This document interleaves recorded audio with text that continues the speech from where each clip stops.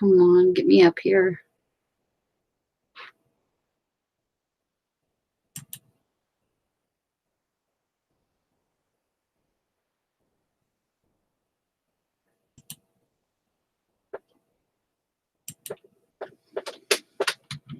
Why does this do this?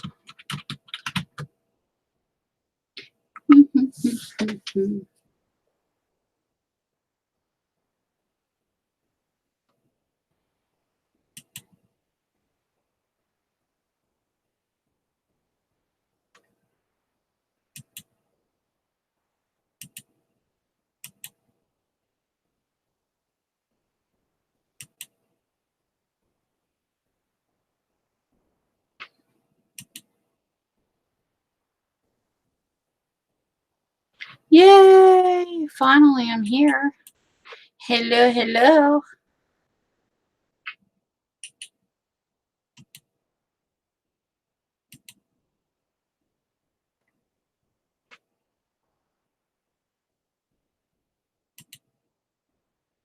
Okay, who's here?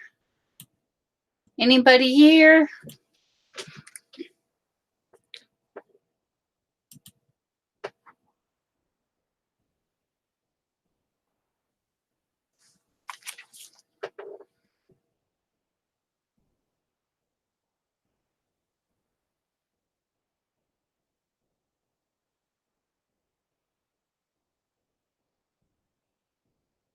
Well, hey there, Tupac.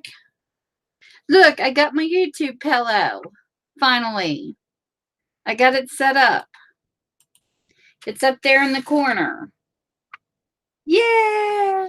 I finally got it set up behind me. So how was your day? Did you have a good day? I fixed my freaking camera.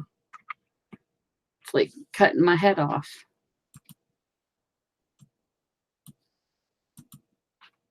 I don't know why this is acting strange. I didn't pause it. You went fishing. What, did you catch anything?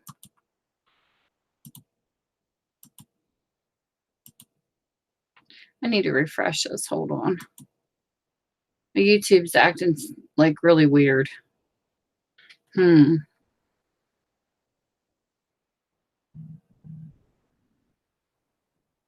There we go. I think that's better. Can you hear me okay?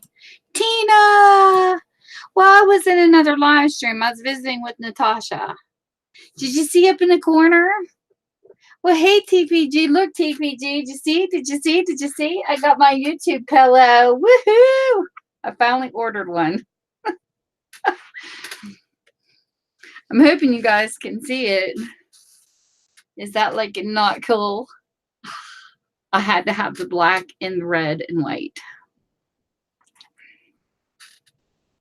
Feels weird not crafting though, because like I don't have nothing to do with my hands. You know? So we have a welcome Wednesday, and I'm going to type in the names of the people for this week. And then I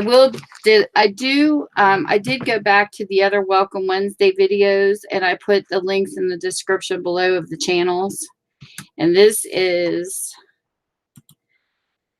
oh, come on, YouTube. Why do you got to be a pain? Okay. I'm going to put in 10 channels names.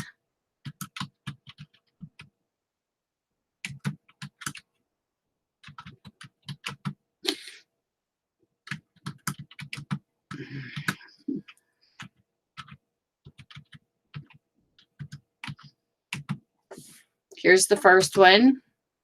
That's Millie. She's awesome. Well, hello. And there's Natasha. So these are the channels I put in every Wednesday. This is like kind of like my shout outs to the channels I like to follow and who are just great channels to me. They're my opinion. Okay, this is another one. And then here is, of course, one of my moderators.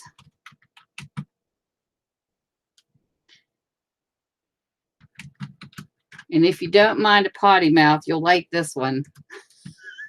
I hope he's still in here because I got to torture him. And then here is another channel. This is a gaming channel. The first one I stuck in is Millie. She's the one who sent me a Happy Meal. I haven't opened yet. I'll do a video on it. ICandy. She is so awesome. I love watching her craft. She's really good too. Okay, and then we have this person is so sweet. She goes by Junk Journals and More. What I do is I go through like people who have commented and who have gotten to know, like channels I watch. Not necessarily they comment because some don't, but the bigger YouTubers were last week that I like.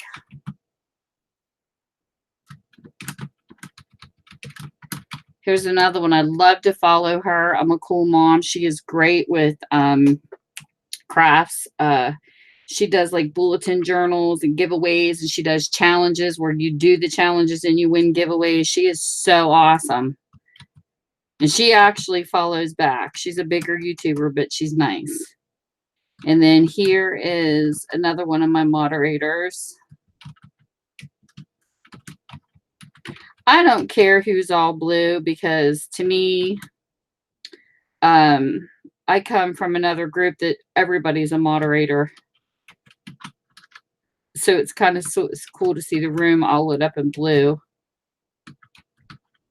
in this other live stream. NDISA is freaking funny. I freaking love her. And some of these channels that's mixed in here, they promote channels all the time. And they're just amazing people. But she does, NDISA did a shopping haul here not too long ago with clothes, but she's just really funny. She's got like a Jamaican accent. I love to listen to her talk. But she's just really funny. So these are my 10 for this week. They're fun to check out. And like I tell people, you don't have to follow everybody I suggest. But I go in and check out people's channels when they suggest them. And if I don't like the content, I just don't follow. But if I like the content, I will. And I'm pretty flexible because I have a lot of gamers that I actually like and I've talked to. And they talk to you while they're gaming. So I'm kind of a variety person. I don't follow just crafters.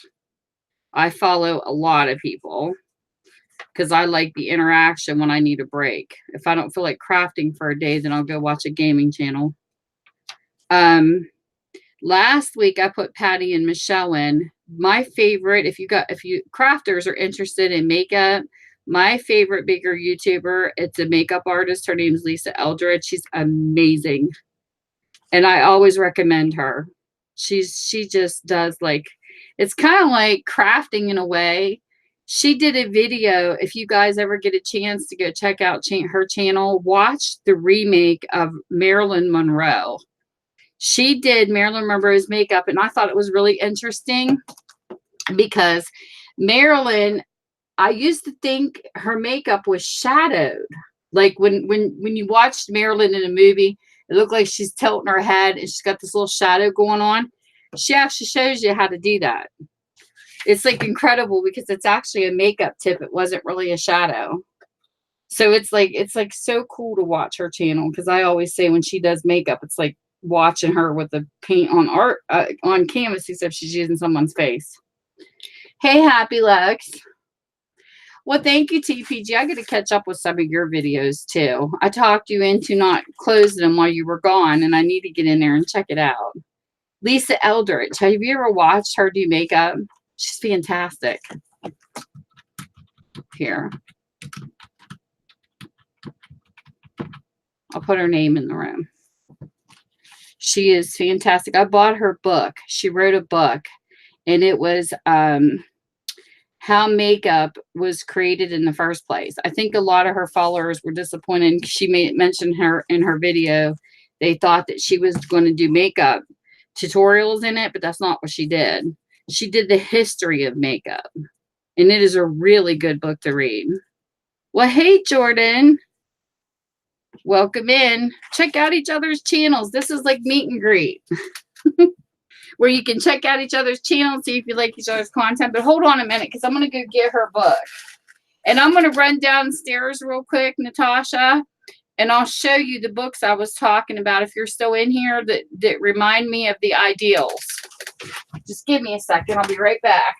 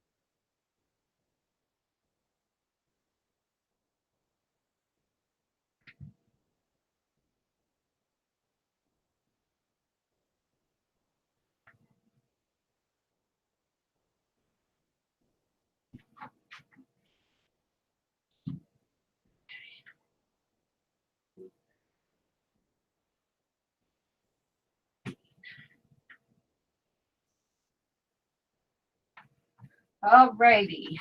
I'm making it back. Hold on.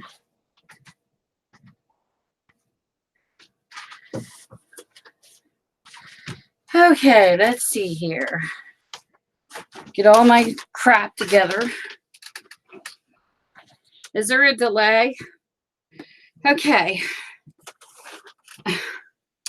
I was at a church fundraiser and I found one of these books that I didn't even know they existed. And I'm going to show you two of them so you see what I mean. This one here is called My Country 'Tis of Thee. And this one here is called Along the Way. I'm going to put my camera down so you guys can see this. Hold on. I don't want to make you seasick. Stupid camera. Doesn't want to focus where I want it to go. Okay, now I lost my freaking screen. Okay, I'm doing good. Okay, here it is. And they're not, the covers look the same. This is why they're not listed as a set. You will see a brown vinyl, but there's no consistent name in these because I think they're by different authors. And this one is, the copyright's 1975. And I believe what this was a set of magazines that were published and later turned into books. This one here says by Shaw and Barton. And then this one here says, okay, this one's by Shaw and Barton too, but it's compiled by Monta Henricks Crane and Betty Wallace Scott, where this one here was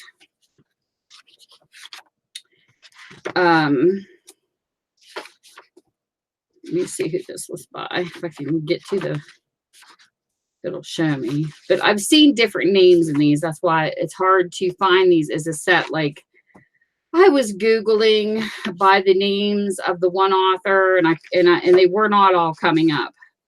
And then I Googled the publishing company and a couple more came out of nowhere that I didn't even know existed. So they're random. I don't even know if I even have the whole collection. But this is what they look like on the inside. They're like a real nice vinyl, but look at this lusciousness. Oh, these are like, they remind me of ideals. Not so much in the color, but in the concept of poetry and stories and wonderful pictures. And on this, I got a box of stuff. I got one of these books. I got a whole bunch of scrapbooking paper, like it was a whole box of stuff. I only do, and I only offered like $5 or $10. It was because it was by offer. Look how pretty this face is. Yeah, it's just like you have to like know the names of the books. That's what's really weird about these. Like I couldn't find them under a specific title. But they're like really cool because they got like a lot of the older imagery in them, and they've got stories and TPG, and they're long, like they're thick books, but they all come in this brine, and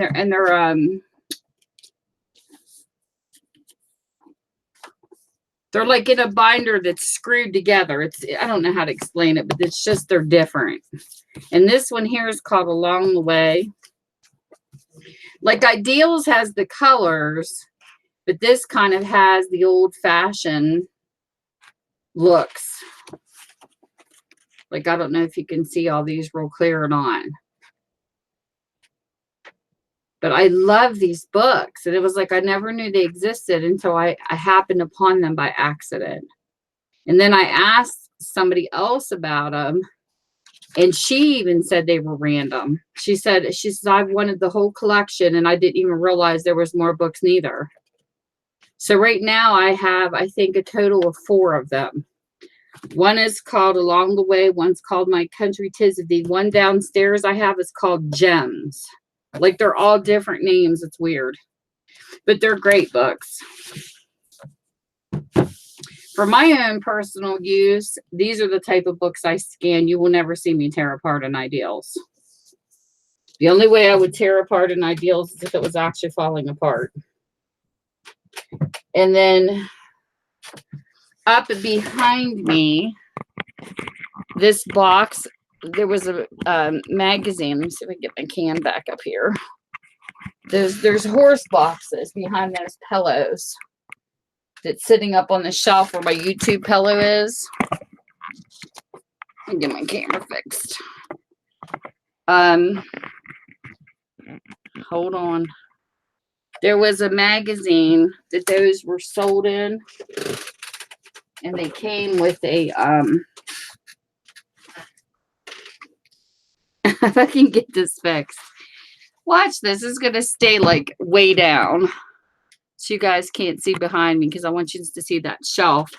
There's 2 little green horse pillows back there. There's like a delay, I think. And you'll see these boxes with horses on them.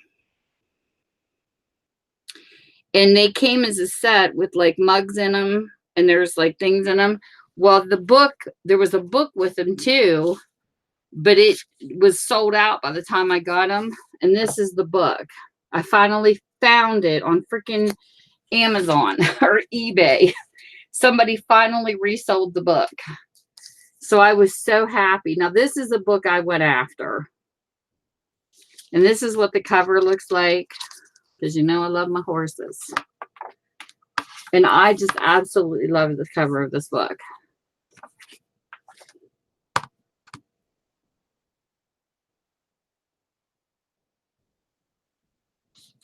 And it's gorgeous. Shows you all different types of horses in here. It's cool. So this is like one of my favorite books.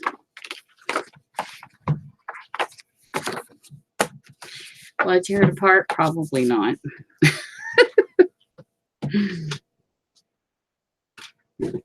And this is the book by Lisa Eldridge. I'll just show you the cover of it. The makeup artist I was talking about. I got her signature. This is a collectible. I just love watching her. I can't help it.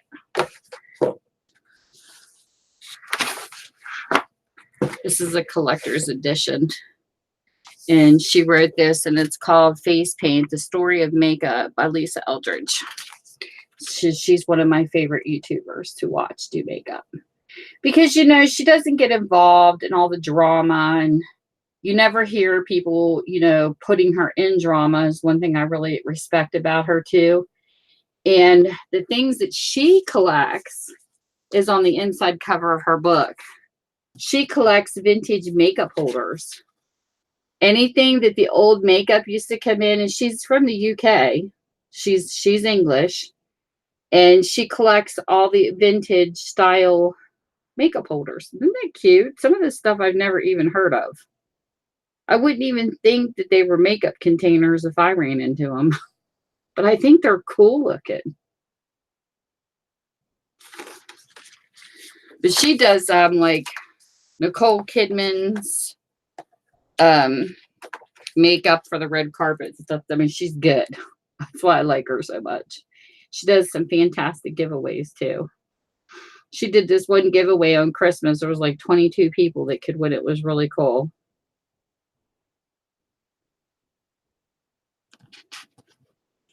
Oh, yes. There's always drama on YouTube.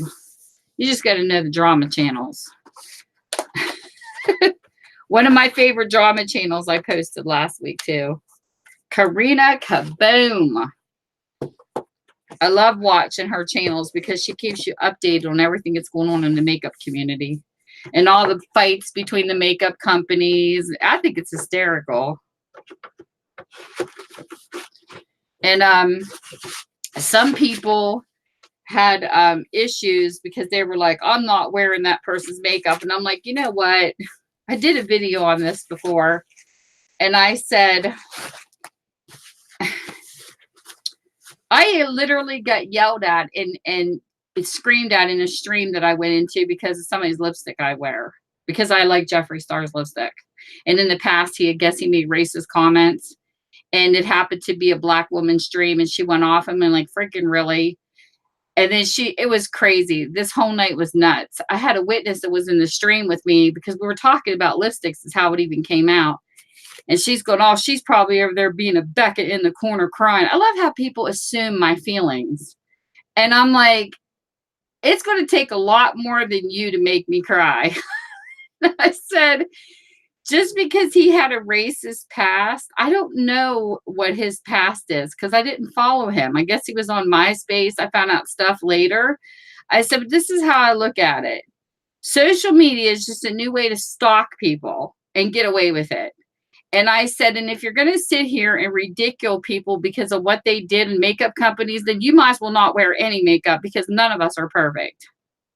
So, you know, if you're going to criticize me for a review of a lipstick because this person doesn't vaccinate their baby or this person, I don't care. We didn't know about this stuff when we were growing up. If we saw makeup, we just bought it. We didn't care about their personal lives. So, you know, that's how I feel about the drama. I just let it go in one ear and out the other. But I do think some of it's funny. Not all of it. Some of it can be pretty bad, but some of it is hysterical. People get mad over the stupidest things. Trust me, if I don't like a person, they know it. I don't keep my feelings a secret. I don't hide, and I don't sweep, and I don't pretend I like somebody when I can't stand them. If I don't like you, you will know it. So that's what I said. I'm probably the most blunt person you'll ever meet in your lifetime. Sometimes too blunt. Sometimes my mom tells me, you're too truthful. And I said, well, it's better to be truthful than a liar and a sneak. I was raised to be that way. So I told Mom, I said, it's your fault. Hold on, I got to clean my mat off. I got glue on it. Thank God for baby wipes. I use baby wipes for everything. But anyways, so now that some new friends are here, I get to show you some goodies. I get to show you my family, my ornery grandkids and stuff. What did I do with my phone? Oh, where did I leave my phone? Did I not bring my phone in with me? Probably not. And I don't remember where I put it. Oh, Tammy, I'm always misplacing stuff. It's what happens when you get old.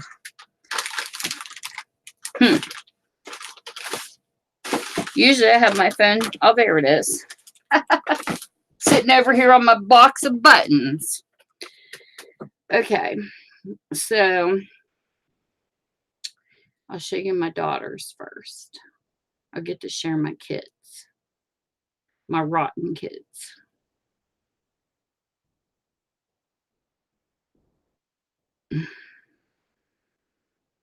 My one, she's so busy. She's such a busy mama.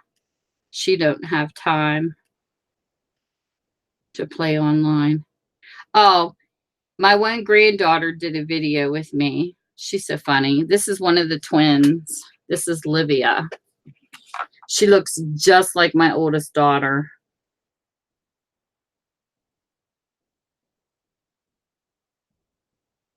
TPG, did you get to see my grandbabies?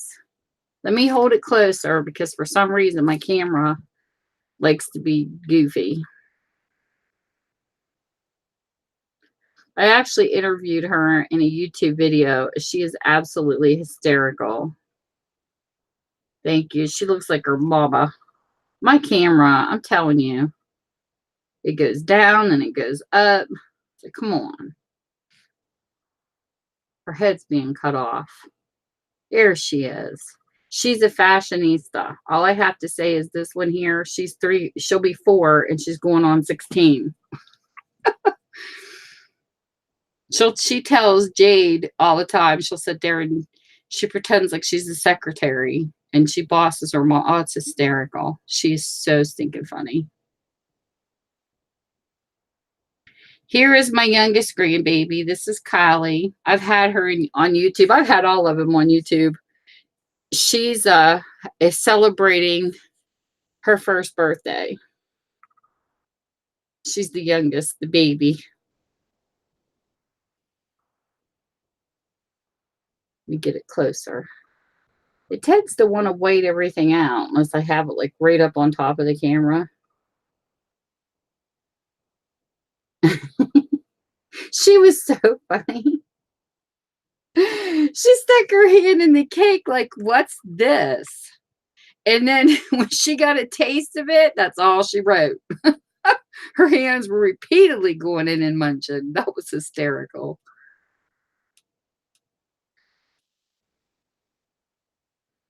Here's my hubby with my fur baby. This is his new girlfriend. Hey, Luz. Since I got my dog, my husband, he's got a new girlfriend. It's his new girlfriend. Look at this. Tell me this isn't something. She's upside down. You can see the bottom of her teeth. She became my hubby's puppy. Look at her. Trainer. Tease him all the time. I said, she's my puppy. She just pretends to like you. Thanks, TPG. Here's this is the other twin. This is Layla. They don't look identical. One looks like dad and one looks like mom. Oh, I know they're funny, Mitzi. It's like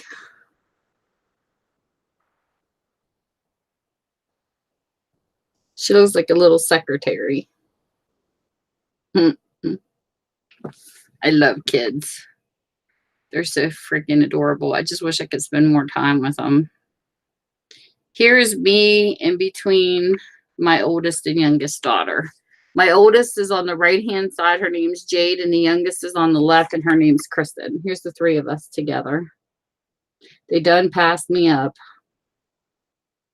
Oh, I love Waffles. She's so adorable. I love my Waffles. This isn't focusing, so just hold on a sec. Come on, camera. Quit being goofy. It's not on autofocus either.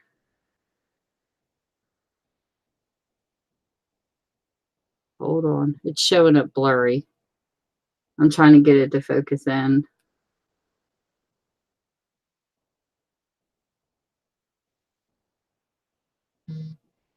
Let me turn it away and do it again. hate when this cam does this. I actually need a new one. Even though I do like Logitech. They're pretty good cameras. There we go. That's at my mom and dad's house on Christmas. It's my babies. Just seems like yesterday I was bringing them home from the hospital. They're gone. The empty nest syndrome. Thank you, Liz.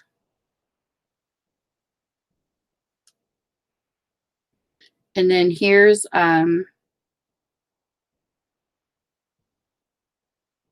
oh, this is the author that came into my store and gave me an interview. His name's Matt Browning.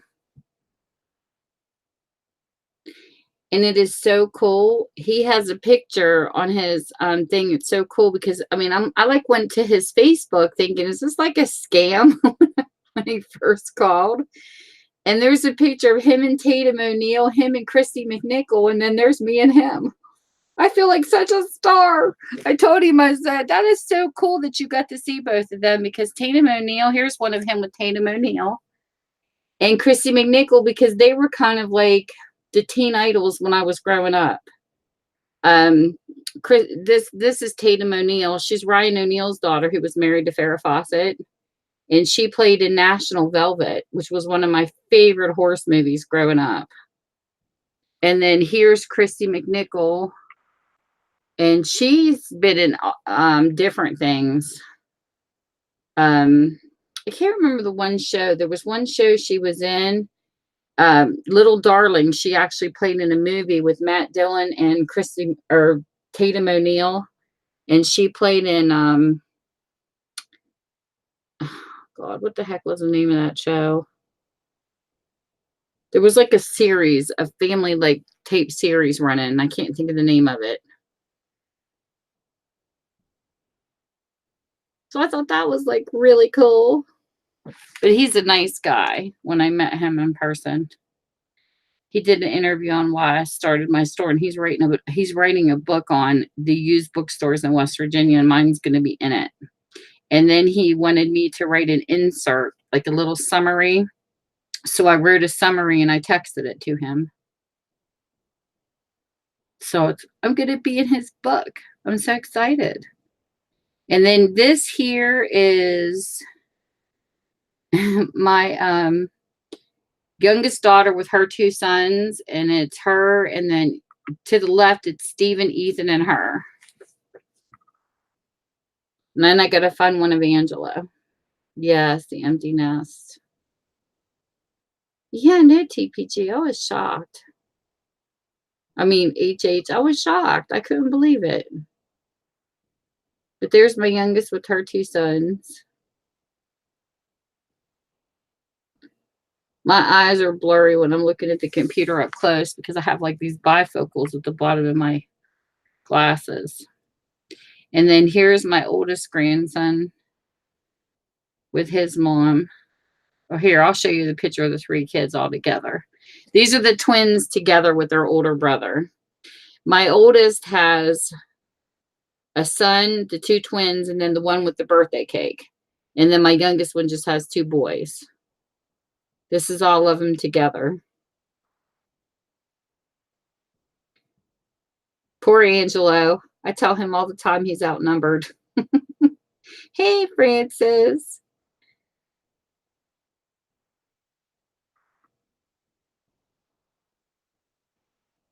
I call her HH. It's Amy, right?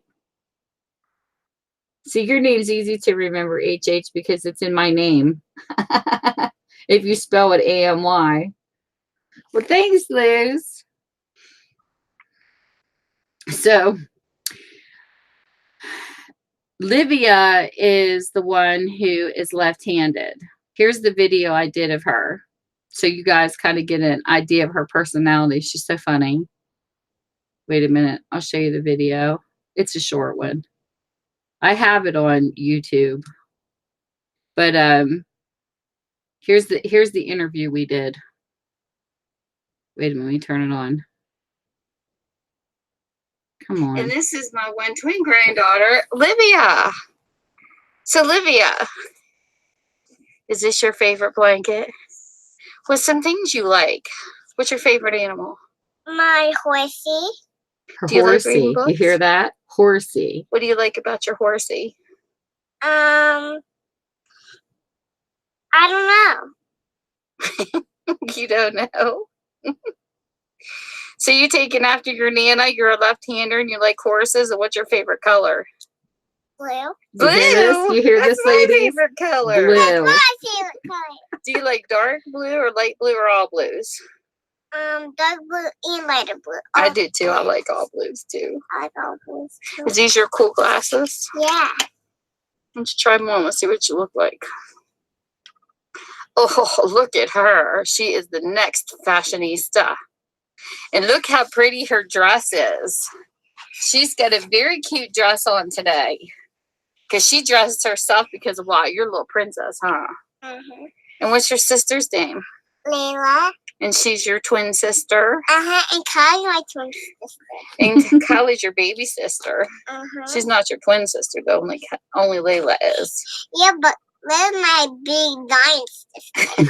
And Kylie's your little baby sister. Yeah. Layla's my big giant sister. So what else do you like? Water, milk, regular milk, chocolate milk, orange juice. Orange juice. What about books? You like books? What do you think of Nana's store? I love it. It does. You love all these books I have? You gonna read them all? No. You don't think it? You have to read them all. And why is that bear over there? You like my bear? That bear is donated by my mom. A nice big panda bear sitting in the chair, huh? Can I hug it? In a little bit. Okay. And here's a book called Look at You. What color is that? Blue. Blue. Livy's smart. You know all your colors? I don't like that. Okay. You don't like this? No. Why? Look, she's feeding a little baby, like your sister. This is a family book. Out of the mouth of babes. I love when you tell the truth. Can you jump rope? I cannot jump. You can't? I cannot jump rope. Jump rope, but I can't when it's in the snow. But what about this? What's that?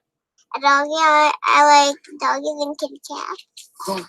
If you had a dog, what would you name it? Scarlet. Scarlet? What about if it's a boy? Yeah, it is a boy. But Scarlet is a boy. Oh, Scarlet's a boy. What about a cat? What would you name your cat? A girl. And my kitty cat. A girl name, but You don't know what you'd name it? a girl. A girl. You would just call it a girl? Yeah. Okay. What do you want to be when you grow up, Liv? What kind of job do you want to do? A babysitter. You want to be a babysitter? And a kitty cat sitter and a doggy sitter. Oh, you're going to be a veterinarian? Yeah. A doctor that works on animals and saves them? No, just a sitter? Yeah, this is sitter. She has her glasses on upside down. I like them, but they're upside down. They're not over your nose. This is silly. So what do you want to tell the world? What do you want to tell YouTube? What's your message you want to send out today? Today I send out a message of my mommy. Your mommy? What do you want to say about your mommy? I love her. Oh, well, that's so sweet. Your mommy will look back on this and she will love this memory. So you want to tell YouTube bye? YouTube, bye. Say bye, everybody. Say Bye. mwah. Mwah. Have a great day. Have a great day. Bye. Bye. She kills me. She kills me. I love it. Could you guys hear that clear enough? And this is my one twin granddaughter. Wait, hold on. It's repeating itself. Did I freeze? Hold on a minute.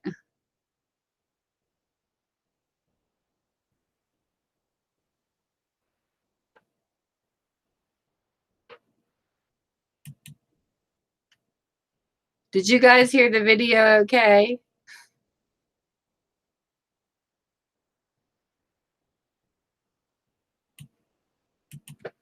So then I turned around and for Christmas, she loves horses like me. So I picked this horse out. And this is so funny because I have the horse next to my dog. And that was 3 years old. Her talking like that at 3 years old. She'll be 4 coming up in June. She's a smarty pants, I'm telling you. Layla struggles a little bit with her speech, but they're working on it. Like she tends to think faster than it comes out of her mouth. So her speech was coming out really slurred because she was talking too fast. So they're trying to slow her down to talk. Olivia is very clear. Let me see here. I wanted to show you guys the stuffed horse because this is so funny. I brought this home and I forgot that it was sitting on the bed because I put it in our guest room to hide it from the kids when they're here. And my dog come running in the room and saw the shadow of that thing and her hair went clear up on her back. She started barking at the horse. And this is how big this horse was next to my dog. I took a picture of them together, but Livy and them, he sleeps on our bed. They take turns and he's their pillow. This horse is huge. Walmart had this great big box of stuffed toys around Christmas, and this was one of them. It's too bad they didn't have 2 or I'd have got 2. But look how huge that horse is next to my dog. She don't like anything bigger than her. And I was hysterical. I wished I would have had a video of her running in the room, like jumping on the bed. She like almost stopped in midair, like, what the heck is that thing on the bed? It's huge. So I was hoping she didn't tear it up before the kids got it. Alrighty, TPG. You have a good one. Thanks for stopping. Well, there's that Keisha girl. There's that naughty Keisha. So there's my horse. There's the horse I had for a while that lived in my house. You got the sloth. Oh, that's funny, Francis.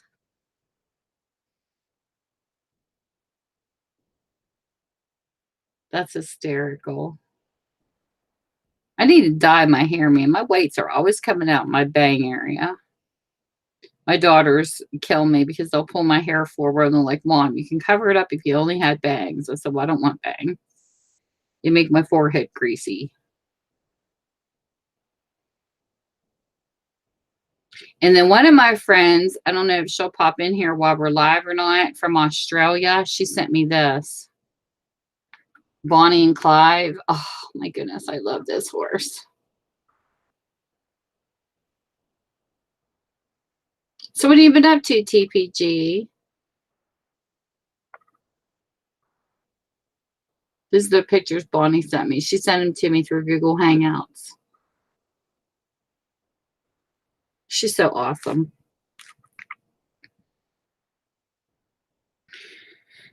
I'm trying to think of what else I have on here to share.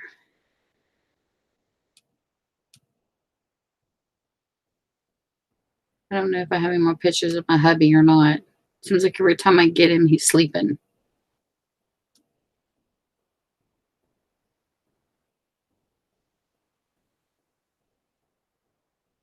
What's this stuff? Oh.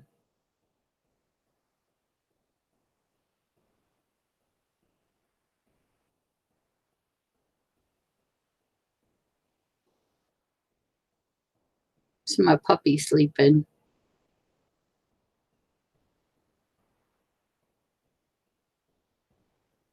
Here's a picture of me and my hubby together. Oh, Francis, that would be so awesome. I don't have my photo album in here of my horse that I used to have. I had one years ago. This is me and hubby. Well, hey, Lisa's Paradise. How are you? If I don't mention your name, it's because I can't see you. I had this happen one night. Somebody was coming in here talking away. And I didn't see their text. And because I saw somebody else talk to him, like, I don't even see that person typing, and I do not have that person blocked either. So I went to look at my phone beside me. They weren't showing up there either. That was so weird. So sometimes font disappears. That's why when I'm in chat, sometimes I'll ask you guys, am I here? Because sometimes I don't think people are seeing me. I don't expect every question to be answered, but like after a few, it's like, what? You know, like you think you're not there because I've had it happen.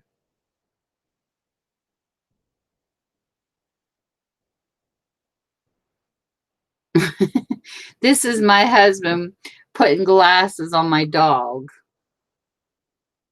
You found me through Tosh time. Oh my goodness. She was hysterical with that box. Thank you. When I saw her video with that box, I was rolling. She's like a little kid at Christmas when she opens stuff. She cracks me up. And here is my husband's cousin. She is a great artist. And I have tried, ladies. I have really tried to get her to draw tags for our junk journaling group, but I can't talk her into it.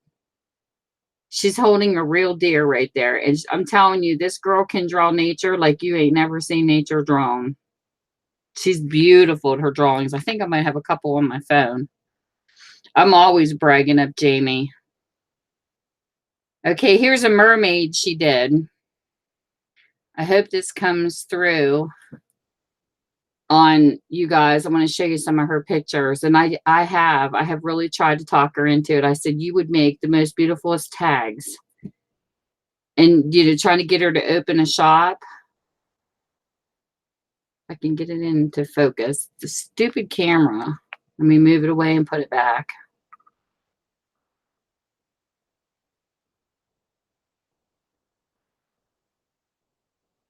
Oh, come on. Come in and focus. Focus. There it goes. She drew that. And here is the cute. I mean, she is so fantastic. And his grandmother loved nature. My husband's side of the family, she loved birds. She would save everything. You know, if she saw an animal being hit, she didn't care what it was. She'd take it home and nurse it. And Jamie definitely has a gift. And no, this girl has never taken art classes.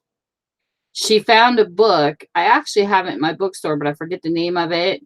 And she started reading it in school, and she does this on her free time. And for somebody not schooled, it's pretty impressive. So there's one of hers, and then she drew, let me see here. I've got a bunch of her art on here. I love her art. She drew this bluebird. I keep saying, draw, Jamie, draw, and make digital kits or something on Etsy, but I can't talk her into it. She don't want to. She's real shy, but she's so sweet.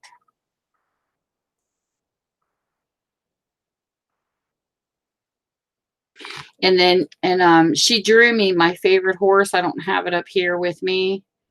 Let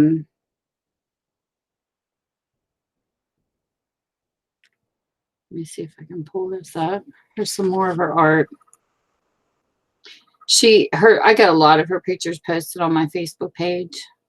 I don't have a separate group. I have a group page within my page. But she's so detailed. But anyway, I took this picture, and this is my favorite horse. This is a Frisian. And what a Frisian is, they almost became extinct, but they're populating them in the Netherlands. And they carried our knights in armor. So you can imagine how powerful these horses were. And they are a powerhouse. They're beautiful. And she took this picture I got off of Google, and she literally drew this for me without the trees in the background, just the horse. I have it downstairs. It's absolutely gorgeous. It looks like it's all done like in pencil. I can't wait to frame it. I love those horses. Oh my God. They're awesome.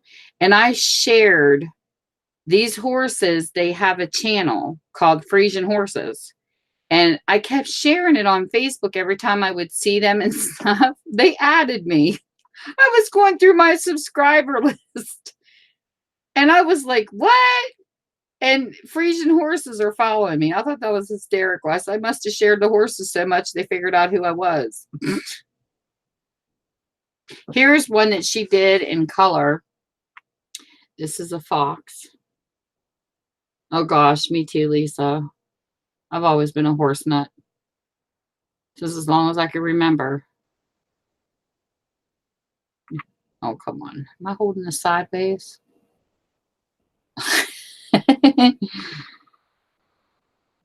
Just when I think I have this down, I don't.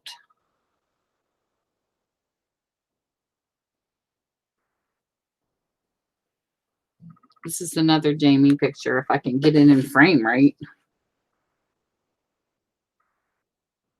It keeps showing me, and I keep sliding the picture. I think I'm doing backwards. There we go.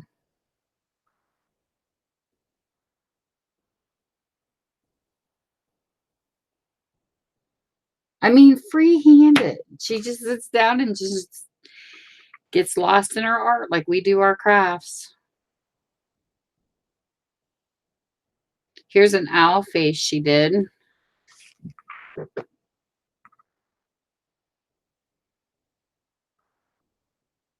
She has these one with two owls. I can't find it on my phone, but it's really cute. I'll show you why if I can find it. This is like really good.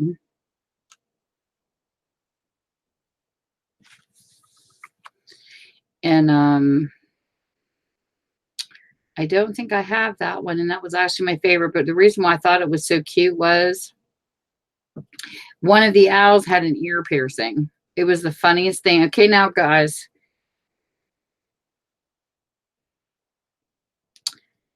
I drew this back in 1984.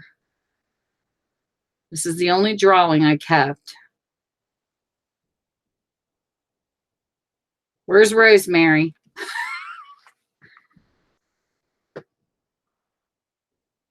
This was something I used to do on rainy days. I used to doodle. Hey, Pearl.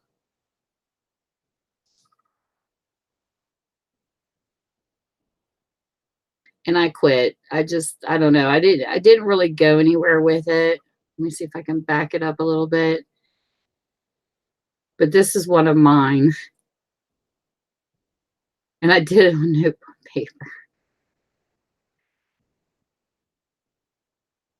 I don't know. Sometimes I would take, my mom had pictures hanging on the wall, or she'd have bears, and I would just sit there and draw them on rainy days because there was really nothing else to do. But I never pursued. I just was just for fun. That's one of my doodles. Well, thank you. I haven't drawn in a really long time, and I've been trying to get back into it a little bit just for crafting purposes. This here, I think, is the fable that she drew this after. Look how cool this is. You remember the lion? I don't know what this was from. Maybe you ladies know. But this was a lion. Remember when the mouse pulled the splinter out of the lion's paw? What the heck fable was that? Jamie drew it. Look how pretty that is. And he's even peeking.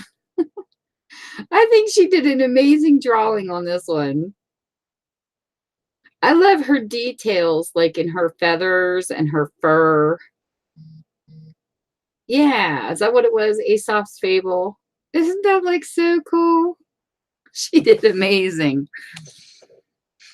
She posts every once in a while on her own Facebook page, and I keep stealing them.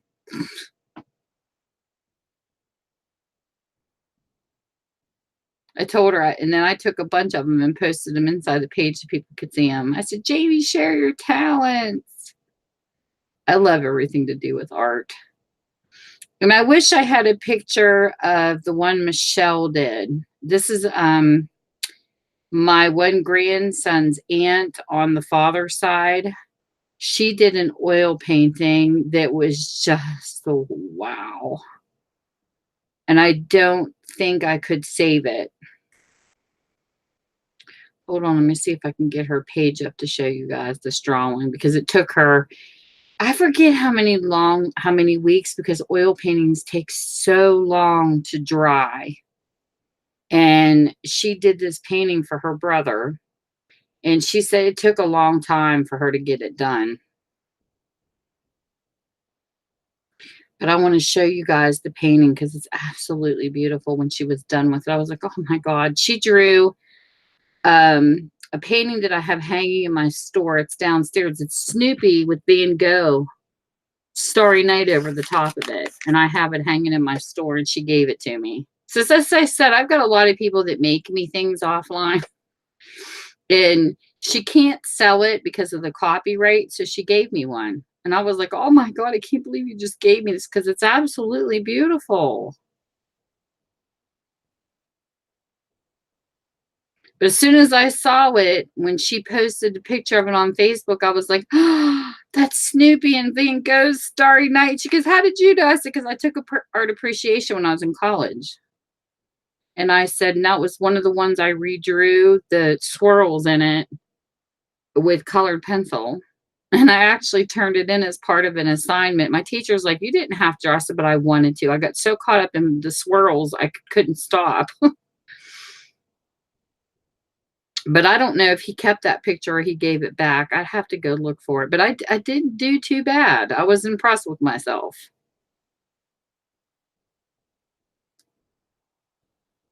My problem, though, is like crafting in that I have to be in the mood for it.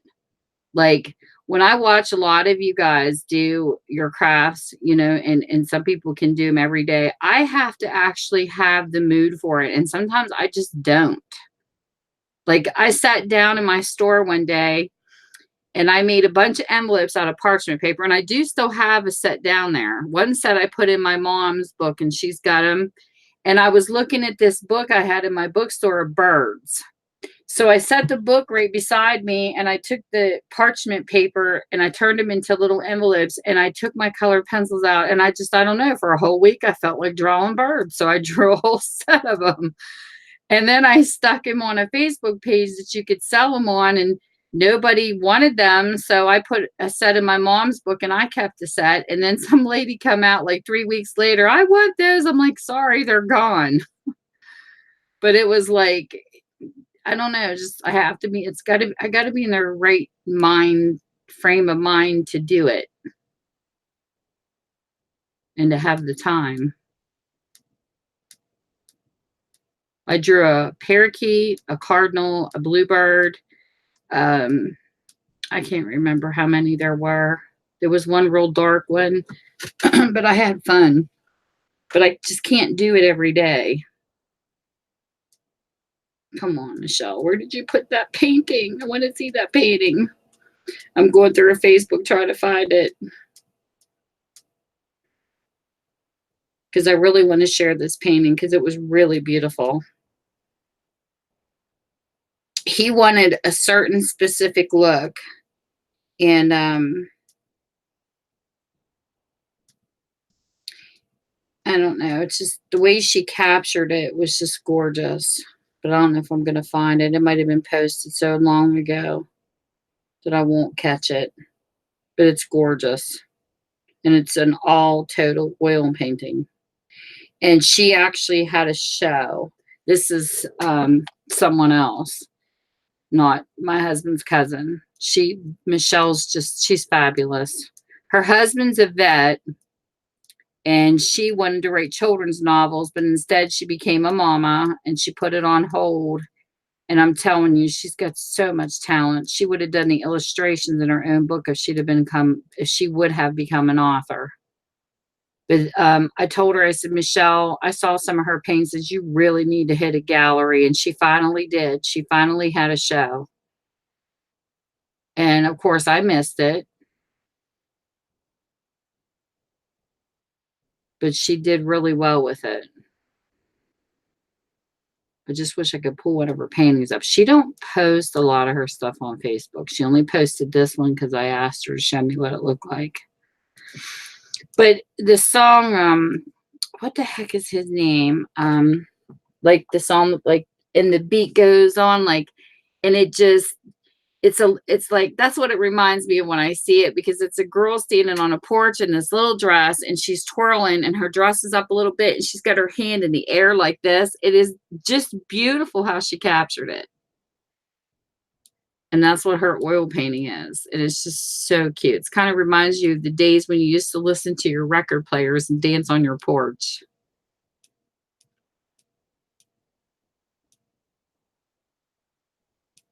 Of course, people are like, what's record players nowadays? Even though vinyl is making a little bit of a comeback. But it's just really pretty. She don't post a whole lot. Like, she doesn't post like every single day. So I'm surprised I can't find it unless she took it down.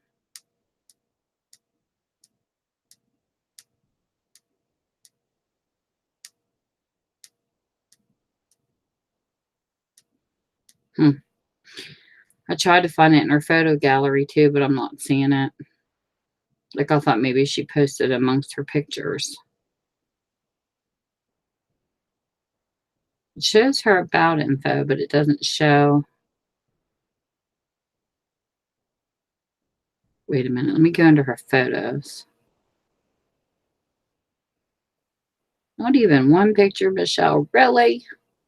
She's a sweet lady, though.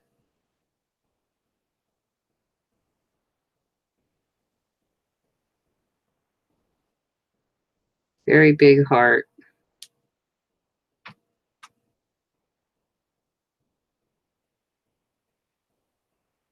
And one of the things I loved about her, when she used to babysit my oldest grandson, she would literally take vegetables and turn them into the funniest and cutest little figurines you've ever seen.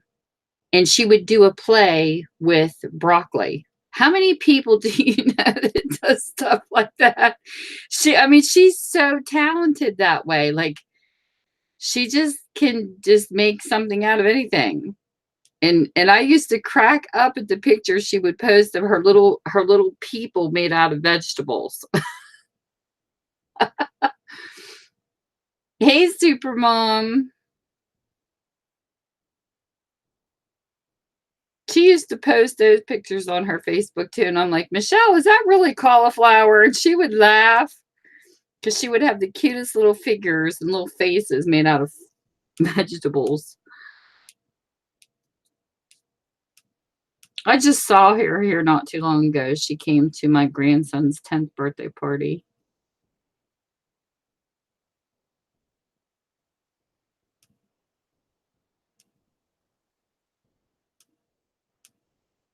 No, she doesn't have any of her art on here, and I don't know why. Oh, here it is. I found it, guys. She did post it. This is the picture that she painted out of oils. I don't know if I can get it to blow up, though. There it is. Look how cool this is out of an oil painting. I can get this to show because I really wanted you guys to see this because I love it.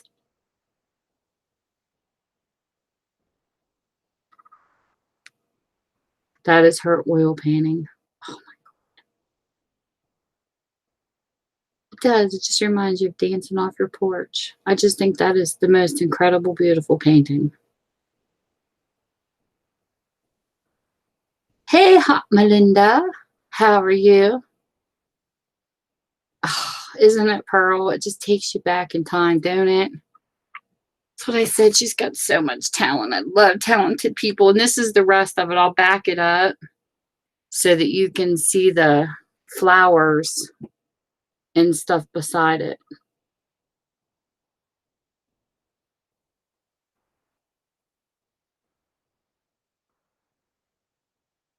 Like, if I can, wait a minute.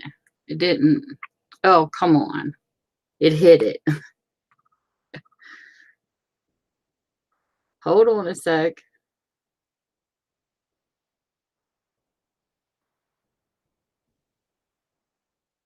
There's the whole, I can get the whole picture in without a commercial or something.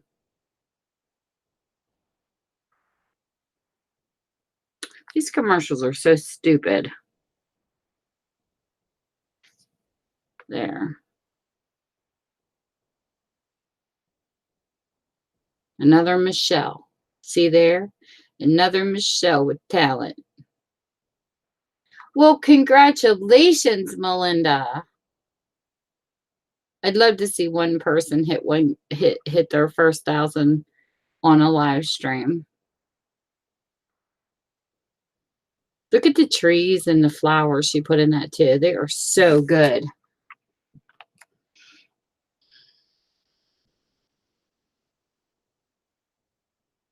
I can't think of any others she had posted.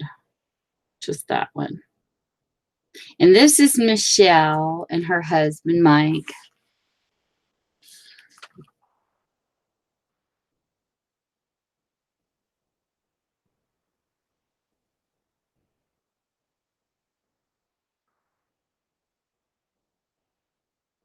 She's a pretty lady.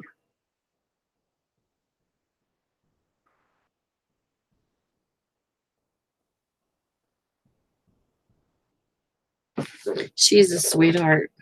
I love talking to her. We get into an instant message and we talk for hours. And here's her dog.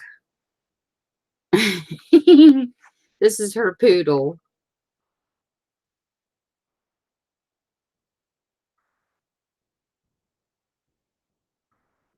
Aw, thank you, Melinda.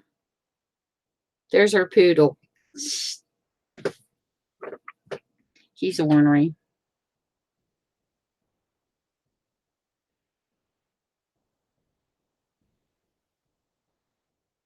She'd be like, oh, you showed me on YouTube.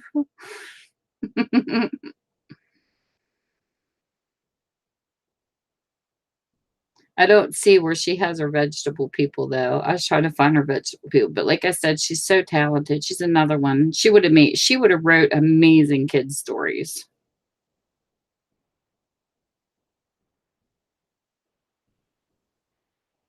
She loves kids. She was so good with my one grandson.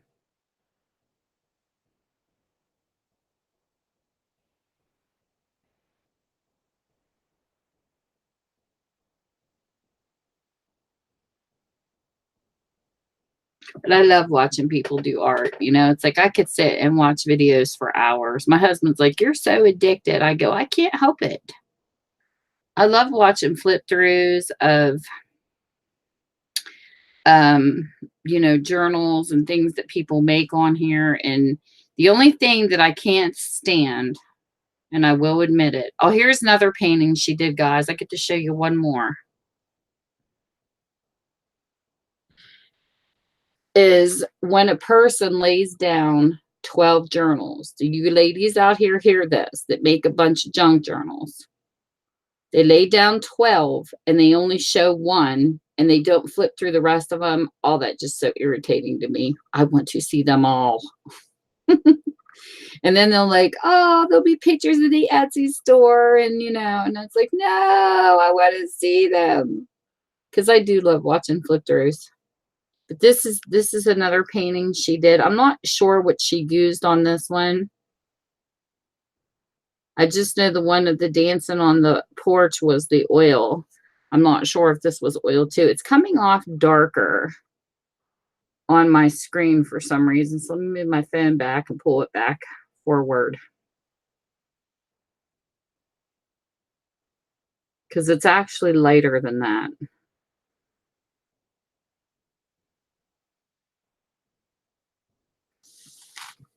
It's really pastelish in the sky. I don't know why it's coming off dark. It's got to be the lighting in my house. Well, good night, Pearl. And congrats on your live sale. And you know what? We appreciate you, Pearl. Oh, here's one more. Number 3. This is different. Let me show you one more. And just know that even if your family doesn't respect you, Pearl, we do. because there is nothing like, to me, sitting around my elders and learning things. I had a grandmother that played the piano for the church her whole life, and she was very creative with doilies, and I so appreciated it. It's just I wish I could go back in time where she could teach me.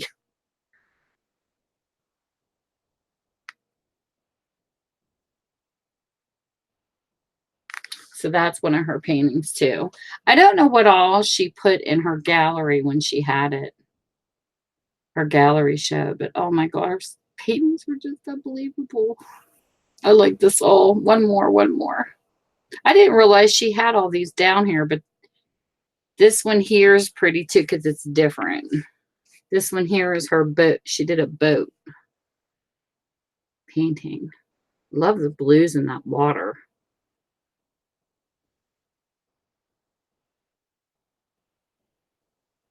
Oh,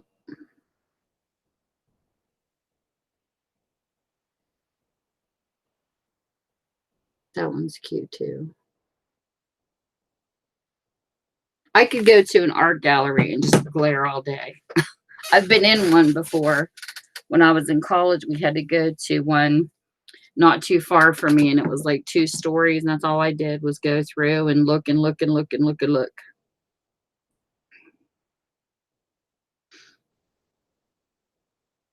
I love it that people have a lot of talent. Oh my goodness, she did a painting of her dog. Ugh, is that like not stinking cute? Or no? Maybe she didn't do this one. Wait a minute.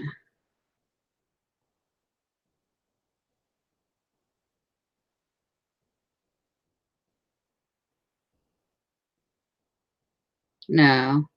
This is another artist that did one because her name is not on this one. She must have found this and said it reminded her of her dog. She says, Alex for president. Whoever did this painting did a cute job. They put a bandana and a hat on a dog that looked just like hers. Is that like not cute? Sometimes the pictures that come through Facebook are hysterical. But he does look like her dog. But no, it's somebody else's name. It's a K. Wait a minute. KATJE or something like that. Katja is down in the corner, and you can see a copyright symbol in it, so it wasn't hers. But I thought that was cute. So anyways, guys, do you have any special plans for the rest of the week besides all these sales that's coming up? Keisha, what time does yours start in the morning? Because I know tomorrow's Patty's in the morning and then yours. I need to write a calendar down myself for everybody that's having them. I'm going to have to go back and watch Linda's. I'll watch hers tonight after I shut the live stream down. Well, hey, Linda. How are you? I was just talking about her. See? I talk about her and she comes in. I'll watch your live sale when I'm done with this one. And then tomorrow's Patty's, and then Fridays is Keisha's. I'm gonna have to start keeping my own calendar. We do need a community calendar, seriously. We need a secretary to do a calendar and email us all or something to keep track of everybody. Because I don't like having my sales when somebody else is having theirs either, but mine are always on a Tuesday. Every single time I have a live sale, it will be on a Tuesday starting at 5:00 p.m. East Coast time, and I only do them once a month. So I'm good on mine. And I know Patty's is always Monday nights and Thursdays. I just got to keep track of everybody else's. Keisha, what time is yours start? I know Patty's tomorrow, or hers is tomorrow at 10 a.m. I believe it's when hers starts, around 10 or 11, because I'm always at work getting ready when she starts hers. And then, Keisha, I need your time. And then mine will be Tuesday next week, starting at 5 p.m.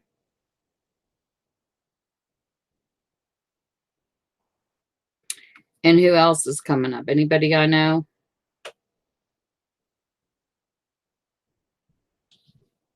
Because I've been trying to hit them all.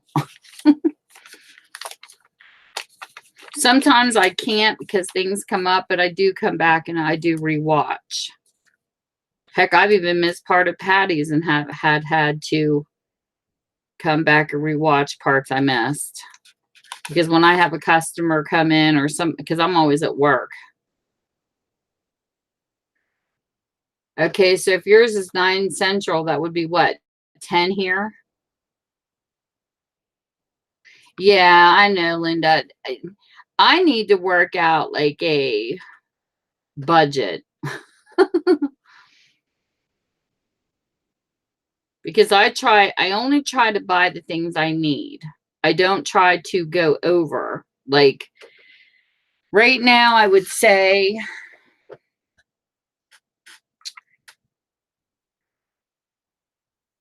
scrapbooking type paper. I bought a couple packs off of Patty because I really don't have a lot of scrapbooking paper because I tend to dye a lot of paper.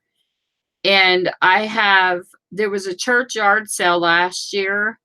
I got trays of stamps for like $2. So I did really good in that area.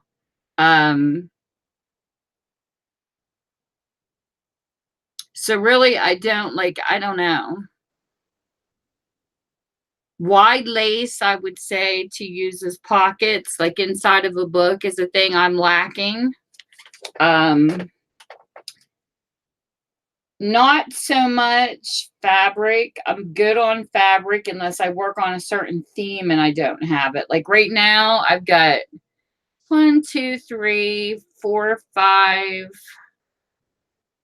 How many did I say? 5.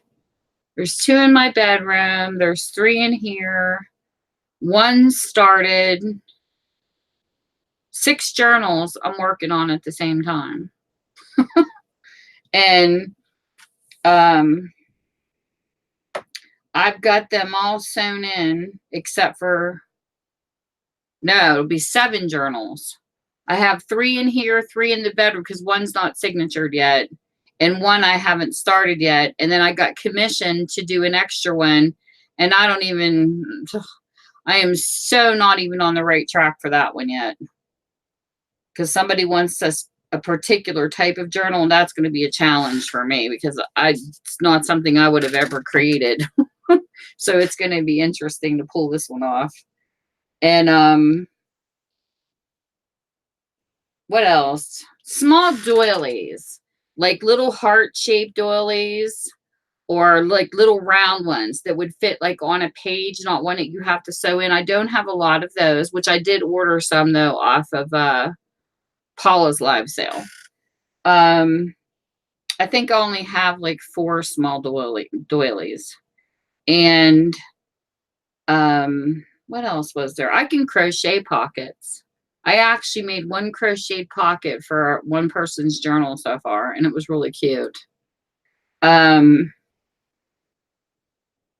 What else? I got enough books. No doubt about that. Except like if I would go to do a butterfly journal, or I don't really have, like I have like mixed encyclopedias where you could go to the bees and you could pull some butterflies, but like I don't have like a butterfly book. There's just nothing but butterflies. So I mean, I'm theming it. Like I'm trying not to buy ahead of myself unless I see something that I know that I'll use. But if it's not like random, I pretty much know kind of like what I'm getting. And I've decided that if it's a personal journal for myself and there's like certain book pages I'll use again, I'm just going to run them off for me. That way it doesn't matter if it's a copyright problem. Because like I have like, I don't know, like a couple Mother Goose type books, and I plan on doing, excuse me. Oh, a Mother Goose journal for myself with a little bit of poetry and stuff in it. And those I will run off because I don't want to tear certain books apart. Certain books I don't mind tearing apart, but then there's certain I just can't do it. Like my ideals, I will not tear my ideals apart. Can't do it. If it's falling apart and it's coming away from the, staple, I don't have a problem with it, but to literally, I can't do it. And these were the books I was talking about. Let me show you guys if you ladies have heard of these that weren't in here before. I found one of these at a church fundraiser. And there's a bunch of different ones. Let me turn my cam down. Hold on. So you guys can see this.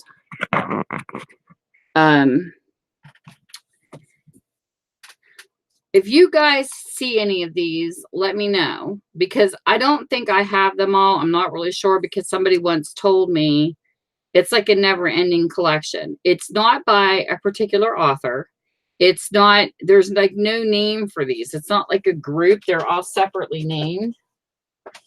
And one I have downstairs is called Gems.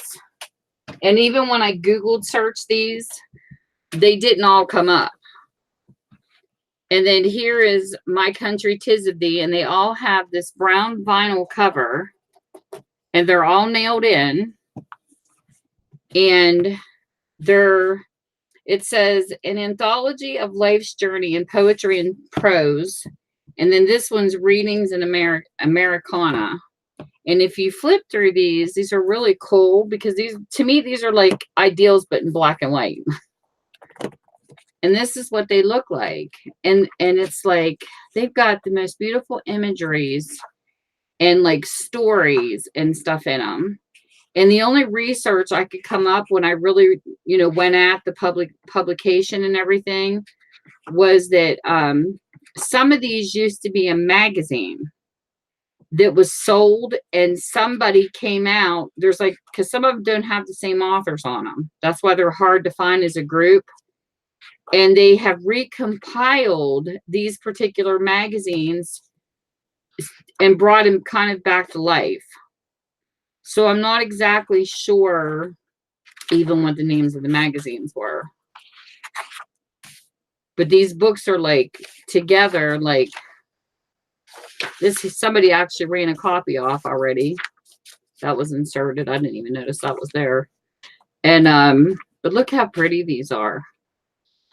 And it's got like a golfer's prayer. It's got all kinds of stuff in here. It's just absolutely gorgeous. It's like the never-ending giving book. And it says in the beginning,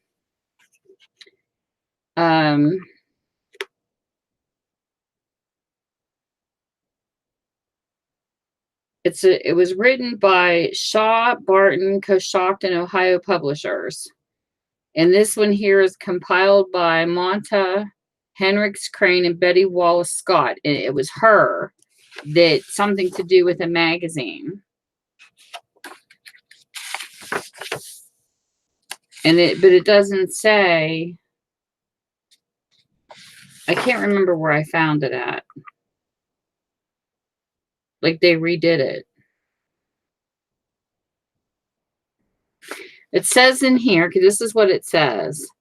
Life has compared to a journey, and all we see and all those who we meet along the way have an influence on our lives. This anthology, the compilers have tried to gather the most precious things out of the journey along the way.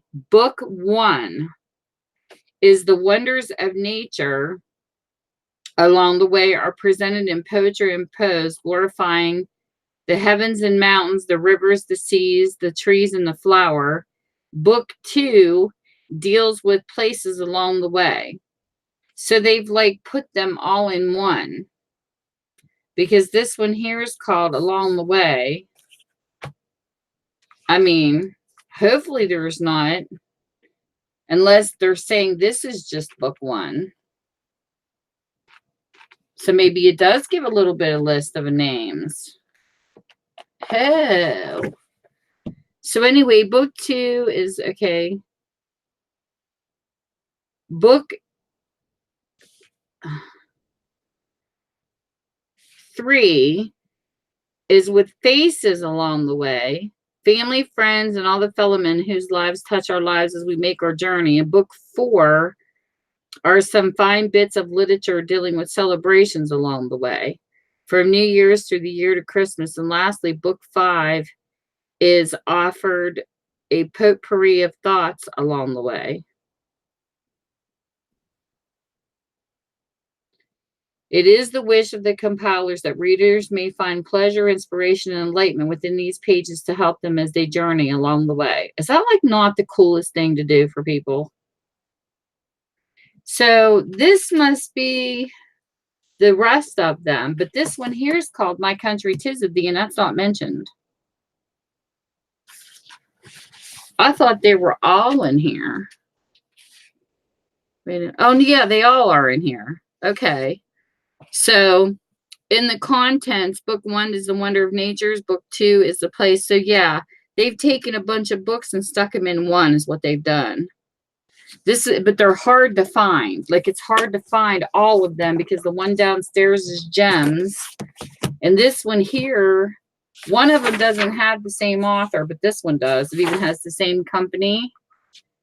And this one here is just My Country 'Tis of Thee. And this one here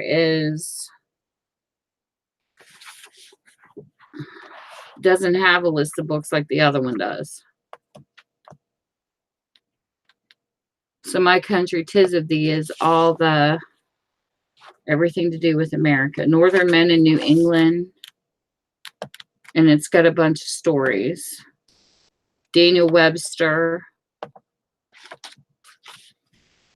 But I don't know. I love these books because to me they're just amazing. I love how they have the drawings around like a border. And look at that page. Oh, Columbia Gem of the Ocean.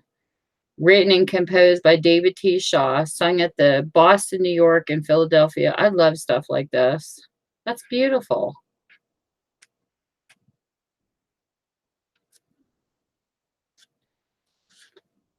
It's like all of our history in a beautiful book. And I opened this one book today. Oh, I have to, I don't remember the name off the top of my head, but oh my gosh. It had like a picture of a family on front of it, and I can't remember the name of it, but oh my goodness, the lusciousness inside of it. It was like all these old type looking cars, and I don't know. I'm going to have fun, ladies. I need a printer because what I would like to do is I'd like to make some journaling cards from some of them pictures. But these here, they all come like this too in this brown vinyl. And it's real thick and they're screwed in. And I think I have 2 more downstairs in my store. One's called Gems. And I can't remember the name of the other one. But I keep looking for them every time I'm out. And so far, I found one at a church sale. And then found 2 more at another church sale. And then one came with one of my vendors that supplies my bookstore. And I forget where the other one came from. Because we have a church here called St. Vincent's. And that's where I got a lot of ideals. Somebody brought some in like right before Christmas. And then one of my vendors, he gives me a box. It was so funny how when I first opened my store, he sent a box with free ideals. There was like 3 of them. Of course, at this time, I didn't know what they were. I happened to see the cover with flowers, and I thought, this is really beautiful. And I flipped through it, and I called my mom. And I said, have you ever heard of ideals? Because they look like, something a church would have. And she says, I've never heard of them. And I showed her an Easter one. Was the very first one I had. And then just from that day, it was him donating them to my store. It's how I found out about ideals. And I sat down and read one. I thought, oh my gosh, these are so amazing. And then I think I found like 2 more. Well, every year I do a book pickup from this particular person because it's a long story, but he upkeeps a museum. and they do fundraisers, and the books that were left over is what I got, so they weren't taken to a dump. And ideals were in them dumpy books. Can you believe it? I would have cried if I would have known books like that were being recycled. So when I told him what I wanted, I was mentioning things to him. I said, I would love to know if you could get a hold of ideals, if you could get a hold of ledgers, and I don't care if they're used or not. And ladies, let me tell you this. He told me they were throwing ledgers in the garbage. Until I met you guys, I would have never known this stuff was this important in the junk journaling community. And I was like, what do you mean you threw away ledgers? He says, oh, we used to get so many and nobody wanted them, so they pitched them. I'm like, oh my God. Don't. I said, if you get any more, give them to me. So I'm waiting. So we shall see if they come in another box. But he sent me a half a box of ideals for free last year. Well, there was a mixture. So it was a full box, but there was a big chunk of ideals in them. And he says, now that I know what you're collecting, I'll make sure you get them. So he not only takes care of the museum, he also works in a St. Vincent's too, where I go and look. So he gets a hold of this stuff for free. And I said, how are you sure you don't want me to pay for these? And he says, no, you're actually doing us a favor. So that's how I've got them for free, because a lot of these people do not have social media. He doesn't even own a computer. They have no clue, ladies, what they've got a hold of. And there are still people that don't do technology, and they have no clue. They really don't. Because like two of the books I'm going to be showing at my live sale, this is what amazed me. This was in an antique mall that I found two of these books. Okay, so this is why I know that there are antique dealers that don't know what they have either when they have books. Hey, Ja, how are you, young lady? They had a recent book that was published, and yes, I think it's worth the price they had on it, just because wait till you see the lusciousness in this book. But it's more dated, like it's like 1990. Okay, so then on the floor they had the same type of book, and there was $3 on it, and it's actually vintage. And I'm like, okay, what's wrong with this picture? Not saying that the 1990 wasn't worth the price they had on it, but the vintage one was definitely worth more than what they had on it. I would have never had $3 on this particular book. So I talked to a couple of the vendors, and they said that sometimes they don't know how to price things. Like they're up against what I go through sometimes in my bookstore, because just because Amazon or eBay has a high price and you go into the thrift, they don't. It's not because I don't think that the book is really that cheap. It's just I don't think that the person knows what they have. And then also, if you guys haven't noticed, say there's only one book of that kind posted on Amazon, well, of course, it's going to be like $100. Okay, this happened to me with a book that I had. They had it listed for $100 on Amazon. And I'm thinking there's no way this book is worth $100. So I did some research and I found it through the thrifting places for $9. Well, what happened was, if eBay or Amazon only has one listing, there is no competition. So of course it's going to be top dollar. If you're looking up a book, you want to see at least 5 to 10 of those same particular books on that site. Because if you don't, there's no competition for that book. That's why it's up priced. This is what I have noticed studying in the store. So don't always believe all the prices until you have other sites to compare them to. So what I do is I have a bunch. Like I don't just go by one. When I go to price my books for my live sales, because I'll tell you what, right now, I'm not going to pay $1 for a book and charge somebody $10. It's just not going to happen. I'm not that greedy when it comes to money. I'm not that money hungry. If I get a book for like $5, I'll probably sell it for $6. So if I'm making any profit, it's probably like within, I would say, $1 to 50 cents. Because I'm not greedy like that. I try to keep the prices as low as I possibly can. So that's how I do my pricing. Hey, Jacqueline. And also sometimes I'll go out and I'll buy children's books, and sometimes they might be a little high, but I know that there's some single moms that come in my store and shop, and I do take a loss with some, and I'm okay with that because I want them to have cheaper, books for their kids. So, my prices are a lot based on the conditions of the books. I mean, if it's like 1800s, I'll look them up, but for the most part, some of them I don't even care. It's like, even if I make 20 cents off of it, I'm happy because I'm being paid for cleaning them. Every book that comes into my store gets cleaned. Every single book that comes into my store gets gone through. I take my time, 8 hours every day, to make sure that my customers get a book that do not have ripped pages out of them, because I did that once from the Goodwill. I bought this book I really wanted and got to the center and the pages were missing. I was furious because I want that story. So I made it my motto to my store is, you are going to get the story. Because I will go through every one of them to make sure you will. Because I have a lot of readers besides crafters. I have book collectors and different people. And like I tell them, I don't care what you do with it after you buy it off of me.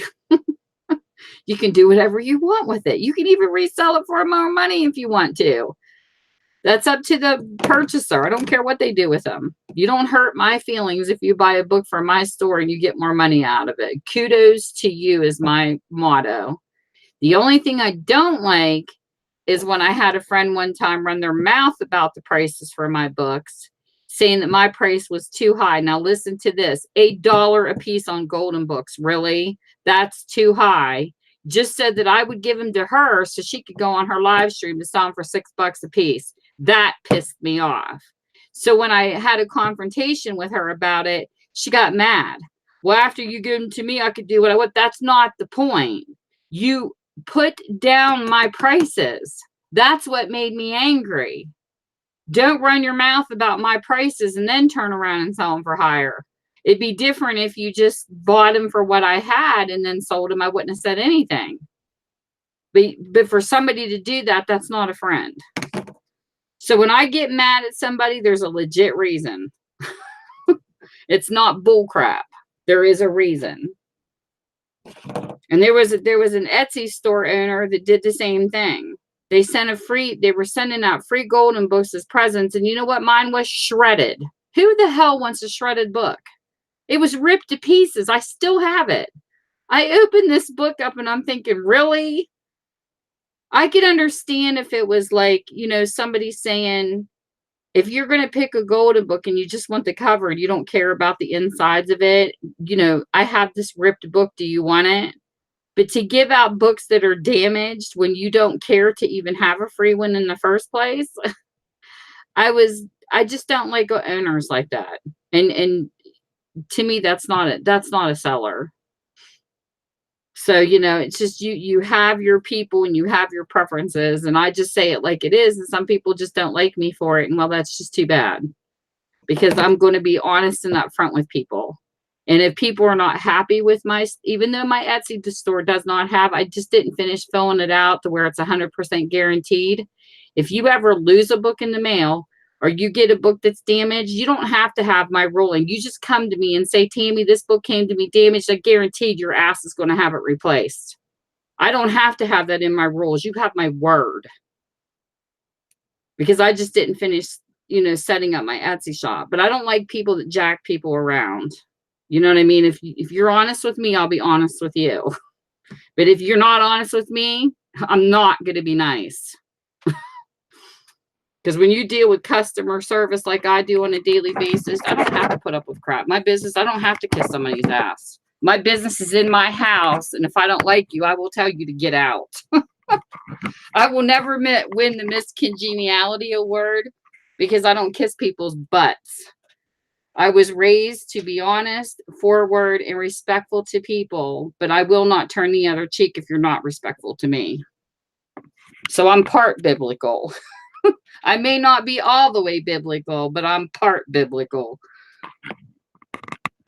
I don't sugarcoat. So that's what I said. People either like me or they don't. And I can't tell you how many males. It's males I have issues with. Never the females. The female people I have are pretty good that come into my store. It's the males.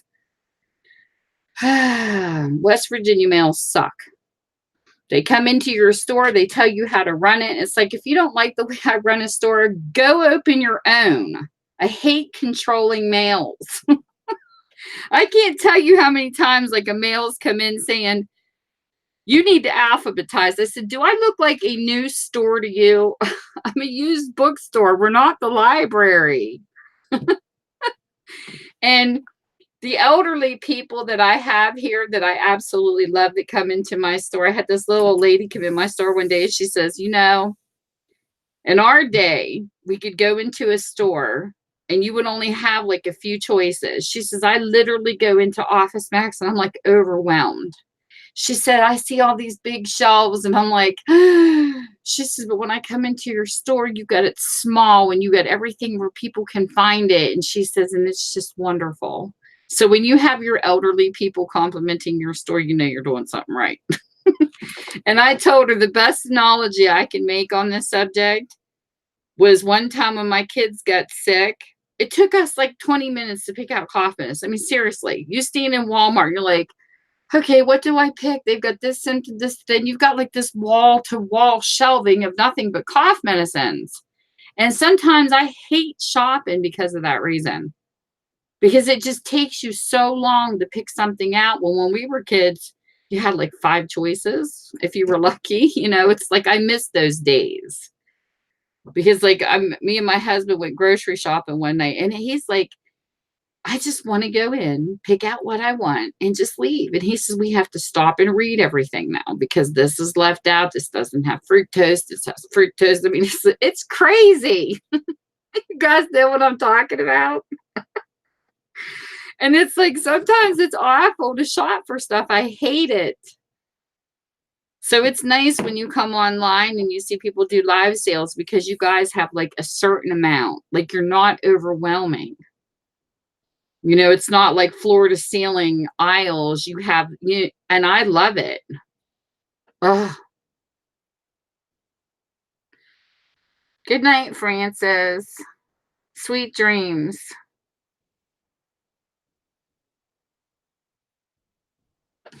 But that's how I am too. It's like, it's awful. It's awful, Linda. It's awful. And then too, clothes has even changed. Like I remember as a kid, you know, me and my sister always had the talls. And you could go in and you could pick out like a shirt and leave. And it's like now, I don't know what happened to t-shirts, but I hate women's t-shirts because they cut them now to where they like poke your armpit. So when I go buy my t-shirts, I go to the men's section. I want sleeves. I don't want half shirts. I don't know who started that trend for women's shirts, but I think they're terrible. I want sleeves on my shirts. And I'm not picky. I'm just basic. But it's hard to find basic stuff anymore. I've been playing in acrylics too. I started playing in paintings. And this is a pocket letter I was working on last night. I'm making a friend of mine a pocket letter. It loves owls. So I will show you guys the first 3 that I did. These ones here I played with sprays, the Lindy sprays. So these are the ones I made last night. This is off of an altered playing card, which these are regular playing cards. And I took and I put down white paper, printing paper, and glued them. And then I took and put gesso over top. And then I sprayed. I was going to paint them with acrylics. And I thought, you know, I'm just going to go ahead and spray them with the Lindy spray. And then I cut these out of magazines I had. And then I stickered them. So there's one. And then here is a heart I made out of this one. And of course I distressed the edges with distressing ink. And this one here I did a heart with glitter glue.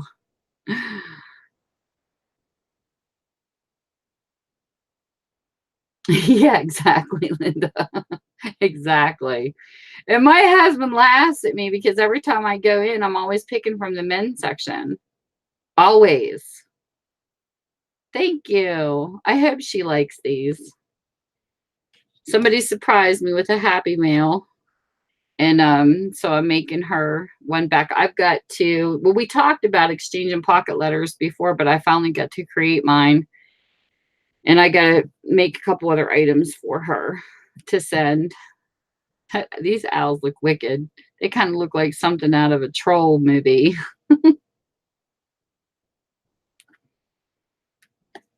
But I have fun making them. They were fun.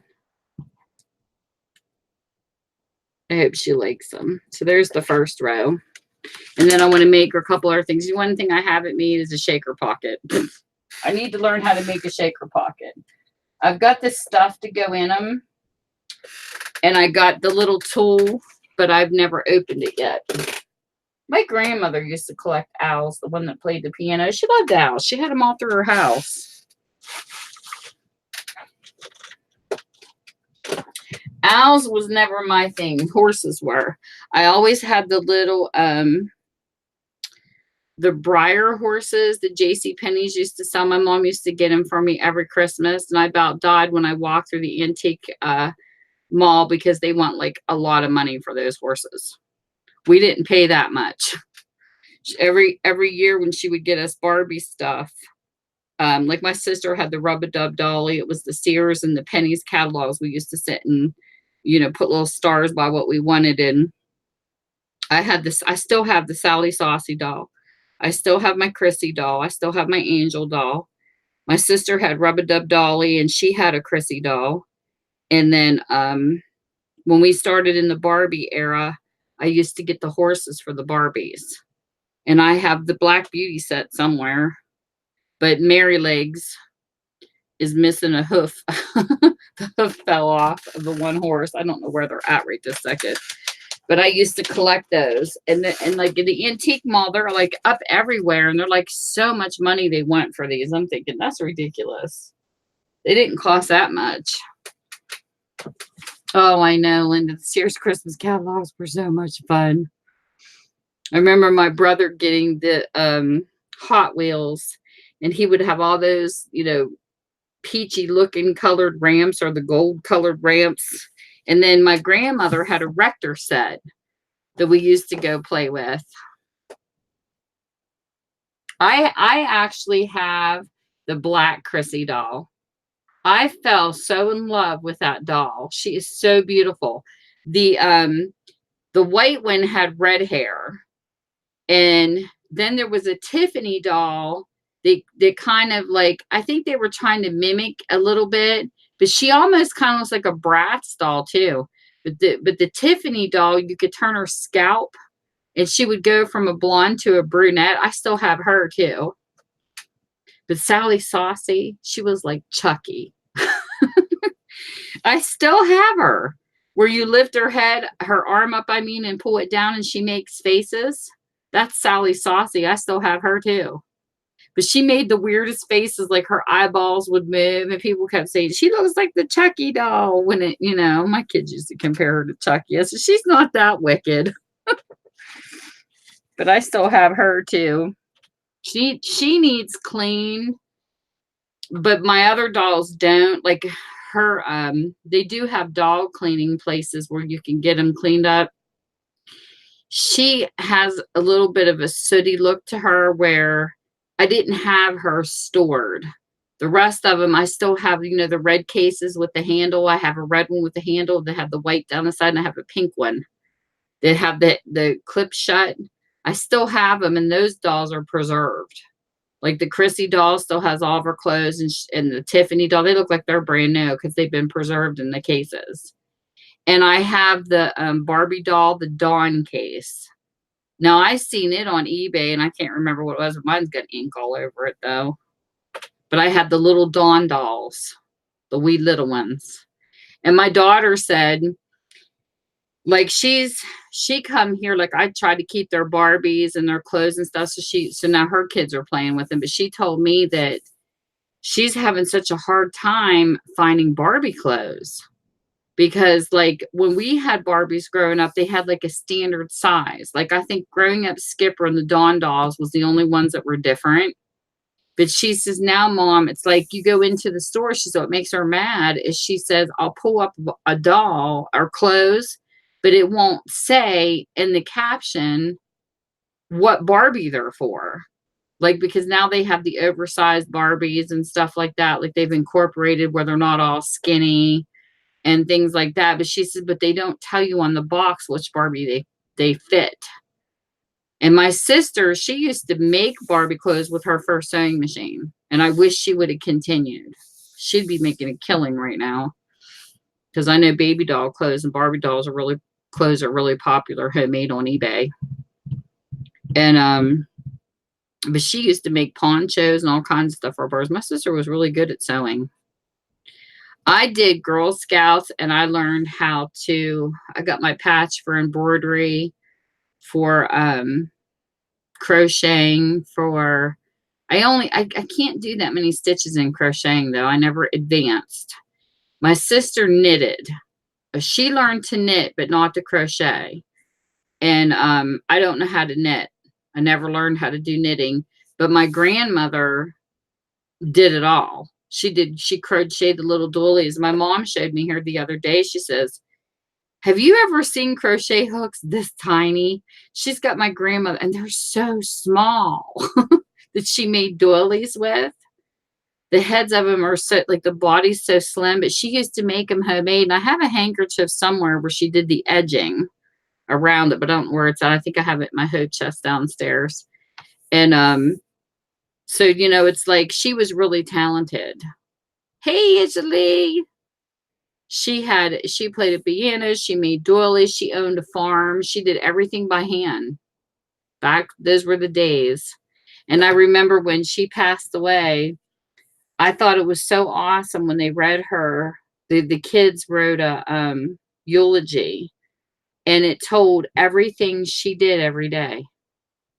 When they were growing up, that she would wash the clothes on Tuesday or Wednesdays, and by hand until she got the ring, like the wringer washer, and she would hang them up so they would be dry. And the way the eulogy was written, so the kids would have their Sunday best. And her days were completely full. She would be up at 4 a.m. whipping up things to make biscuits. She had certain days. Her whole day was planned. So whoever said stay-at-home mothers were lazy did not know what they were talking about, because she was busy all the time. She had pie days and certain days every day was planned.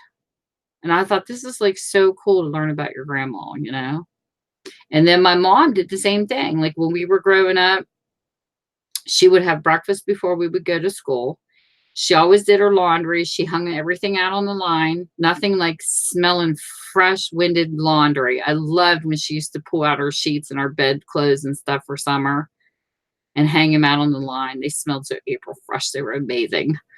And but Mom always ironed. She had her ironing board set up in, she had like a kitchen where it was in a closet, I remember, and she would pull it out and watch As the World Turns while she was ironing her clothes. Because she told me that when President Kennedy was shot, it was in the middle of As the World Turns. She says, I remember they had an interrupted statement and President Kennedy was killed. She used to share all these stories. See, I love stuff like this. And, but her days were always busy. Like she always had something to do constantly. She never sat. And Dad, he used to tease my mom all the time because they've been married for over 60 years. He said, I married your mother for her homemade pie crusts. I said, Dad, you're so wrong. Marrying her for food. So when they say that the key to a man's heart's through his stomach, they're not kidding, because my dad he won't deny it. He'll admit it. But Mom says, she says, that's okay now that I'm older. She says, because I buy the Pillsbury. He don't know the difference because they taste pretty close. They crack me up. But She does make wonderful food, though. My mom always was a good cook. She really did. She would go all out for the holidays. And I told her, I said, now that I do Thanksgiving, I do all the baking and the cooking. Hey, Big Bear. Well, hello. And I told the girls that I don't know how my mom did it, because I mean, it's a lot of work. I cook the turkey. I do the pies the night before.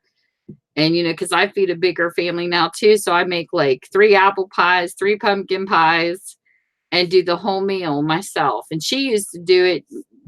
And I don't know how she did it sometimes. I shake my head. I said, it's a lot of work Mommy used to do for us. But it makes you appreciate them, you know. That's why I hate when I see people disrespecting their elders. I can't stand it when somebody disrespects. And I remember I was in a doctor's office here not too long ago. And this girl was she was just so terrible to her grandmother. And she was having, you know, taking care of her, and she brought her in, and she's like, well, I told you to start getting ready, or you do this every single day. And I'm like, really? I mean, I'm like, man, I would give anything to have my grandmother's back. I just can't understand how people could be so mean. And I felt so sorry for that woman. It's like they have no respect. And probably the worst situation I saw was when my daughter, they're both in their, well, she's like in her 20s or late 20s. She was probably maybe about 6 or 7 when this happened. And I had her and a friend of hers in the backseat of the car, and we were out shopping. And we have this bridge we were coming home across, and all I kept hearing was these horns beeping. And I was like 3 cars back, like, what the heck's going on? Hey, Benefield Bunch. And so I got out of my car, and I told the girls, I said, just sit here for a second, because I want to see what's going on. And here these 2 young boys were behind this car. And then there was another person behind him. I can't remember who the third one was. And then I was behind. And they're screaming at this old woman to get off the bridge. And she's stuck because her car stalled. Let me tell you, this is me in action. You want to hear my mouth? Well, you'd have heard it that day. I walked up to the front, and I looked in the car. She's shaking. She's crying. And she's like, oh my God, my car's broke down. And she, you know, no roadside assistance back then. We were back in the days where you had telephone booths. There's no such thing as cell phones. And I walked up, and I'm like, really? These 2 young kids they looked to be about 18, 19 years. I said, get your asses out of your car, put her car in neutral, and push her off the bridge. Instead of sitting here bitching at her and blowing your horn, get off your asses and do something. I said, the poor woman is lost. You know what I mean? That's what irritates me. That things like that irritate me. So the boys got her car off the road, and there, because all they had to do was turn it around to the right hand side of the bridge, and it was an open area. So they got her car off the bridge. I said, listen, ma'am, I know you don't know me. My 2 kids are in the back of the car. I showed her my license. I said, this is my name. Is there any place you need to be taken? And she's like, my son lives here, you know, which was not far from where we were. And I said, I will gladly take you and drop you off home. I mean, stuff like that just ticks me off. It's like, stop and help people. So it's like, sometimes I think that's went out the window somewhere. And her son was just like, I am so thankful that you were there. And I'm like, I just felt so sorry for her. So she's like having a nervous breakdown. And I just don't get it. And then somebody here recently posted almost the same thing on Facebook. They had like a great big like vending place in our park. It's like Christmas in the park. And all this lady wanted to do was, her husband was his oxygen tank. He needed to go get it refilled. And she couldn't get out of the parking lot. And she was begging people to move their cars so she could get out to get her husband home. It was an elderly couple. And they just sat there and ignored her until this lady came over there was, one of the people there. I don't know. She was from the fire department, but she was like somebody that was an EMT or something. And she posted on Facebook. It was absolutely terrible the way this couple was treated. And she stood up and she said, she cussed them too, told them to get their cars out of the way so that these people could go and get where they needed to go. And I'm like, that is awful, though, that nobody listens to people anymore. So and it means not to preach, but it's just, I just wish people would wake up and be a little bit more respectful of other people. And she did get her husband out in time, and all that. But it's like, my goodness, this is like a life or death situation. And they were being totally ignored. So that's the kind of stuff that irritates me. Other than that, I'm a pretty decent person to get along with. But when I see people disrespecting other people like that, it just, Then I told a friend of mine the other day, but it doesn't shock me. Look at the warnings they have on packages now. Don't put plastic over your head. I mean, if you're really that stupid.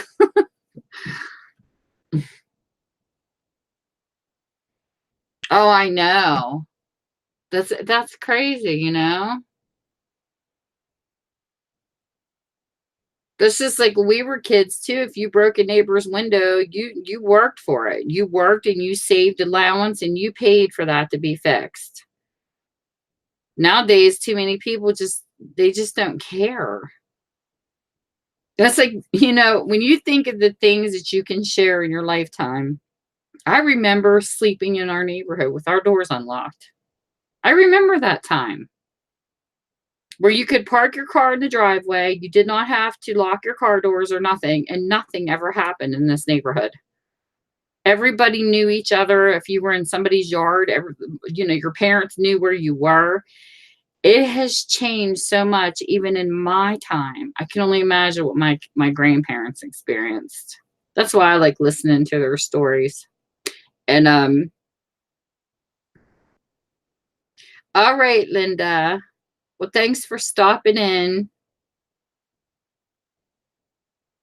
But I love listening to the stories that people share. And Just Anne is one of the channels I posted. She goes by just_ANNE. She did a video. She does unboxings for BoxyCharm and stuff. And I'll tell you what, if you get the chance, you guys got to go check out her channel and scroll down to where she brought her grandmother on. Now, I just told her here not so long ago, I found out her grandmother passed away and I sent her my condolences. But I'm telling you, that was like one of the best interviews I've seen on YouTube in a long time. And she was hysterical because she doesn't know anything about social media. And she's like, are we on yet? Like, she's like the cutest little lady.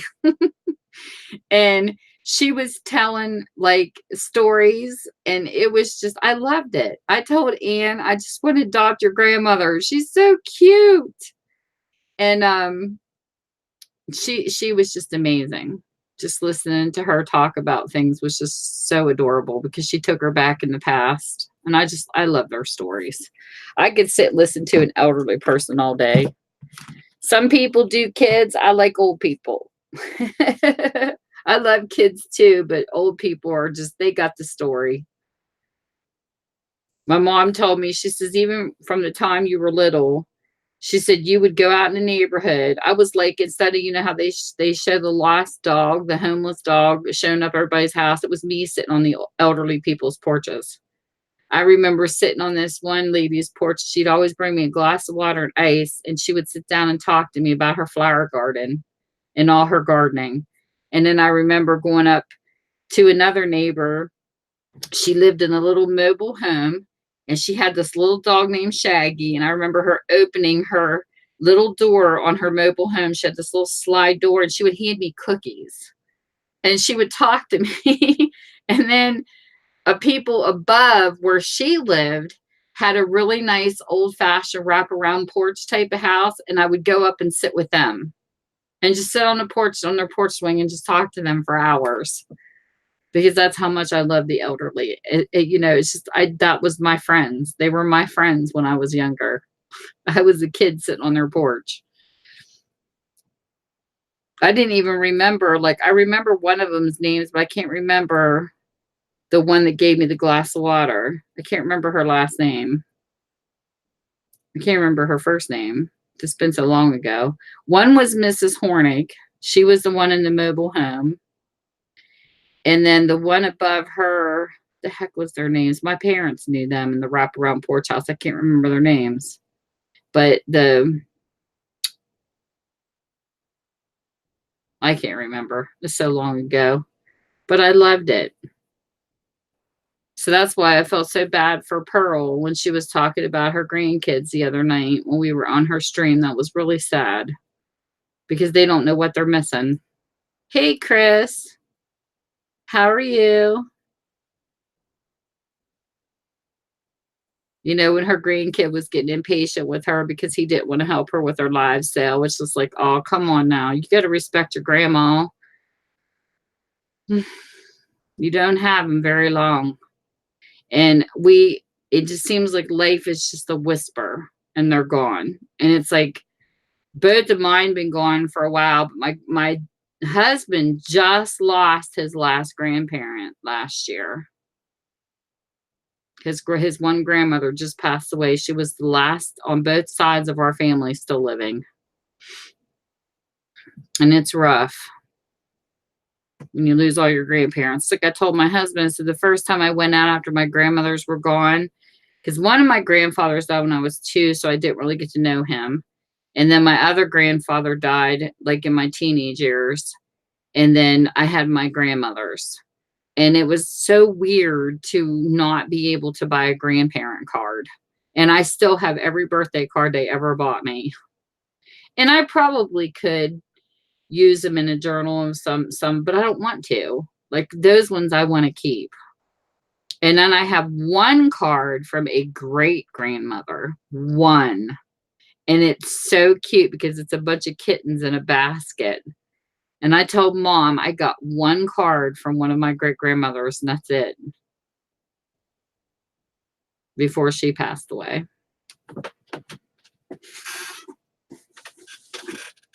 Now my mom and dad's getting up there. That's what you really hate, is when you know that one line's gone and the other one's coming up, because now my parents are in their 70s.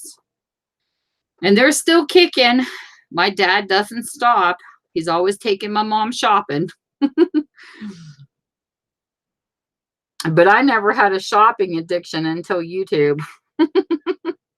My husband was like, you and these crafts, because I never did. I was never much of a shopper. I would always just buy my necessities and that's about it. And it's like here lately, he's been teasing me about my crafting. And I go, leave me alone. Alrighty, Jake, you have a good one. But I love sharing stories. I think sharing stories is fun. They always tell you when you're on social media, you shouldn't talk about your personal life so much, but I don't care. What are they going to do to me? Oh, you know, speaking of that, I remember one time there was a family that lived up our road, and I wish I would have recorded this too. It was a girl that my sister and I were friends with. She was a neighborhood girl, and her mom and her aunt. And I'm telling you what, Peggy, I'm walking up the road, and they were really deep into church. These women could sing like you would not believe. No music. They just would be standing in the kitchen, and one would start singing and the other two would join in. And it was the most amazing music listening to these three. They did not sing off key. They sang very well together. And it was just like, oh my. And I remember sitting in the corner of the yard where they lived. They couldn't see me because the kitchen was like sitting in a certain place and I was sitting away from the door and the windows where they couldn't see, but I would sit there and just listen to them while they were baking. And I thought, this is so cool to have this type of family time where you just hear a family singing in the kitchen. And I wished I would have recorded them.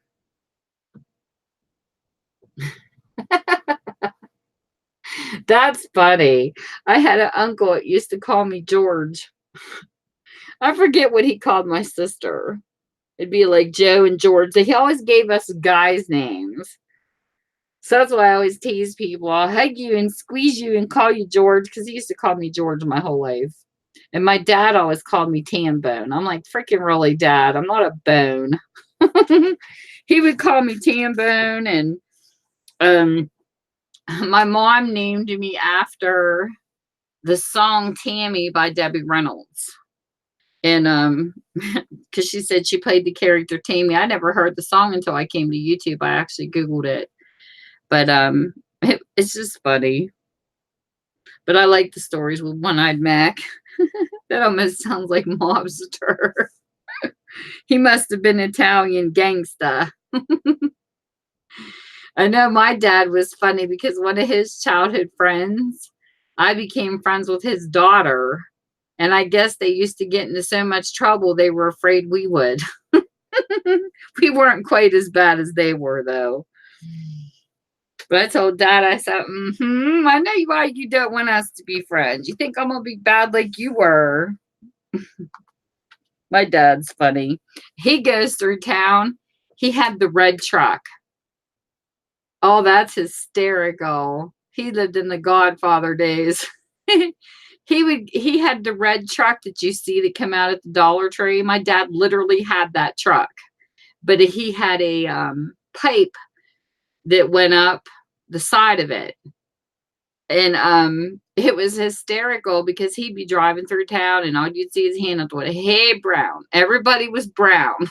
He couldn't remember people's names. So that's what he would do. And everybody would wave and beep at him when they saw him, but everybody was Brown. Hey, Brown. Hey, Brown. That was like his nickname. Or Hey, Haney. That must be a West Virginia thing.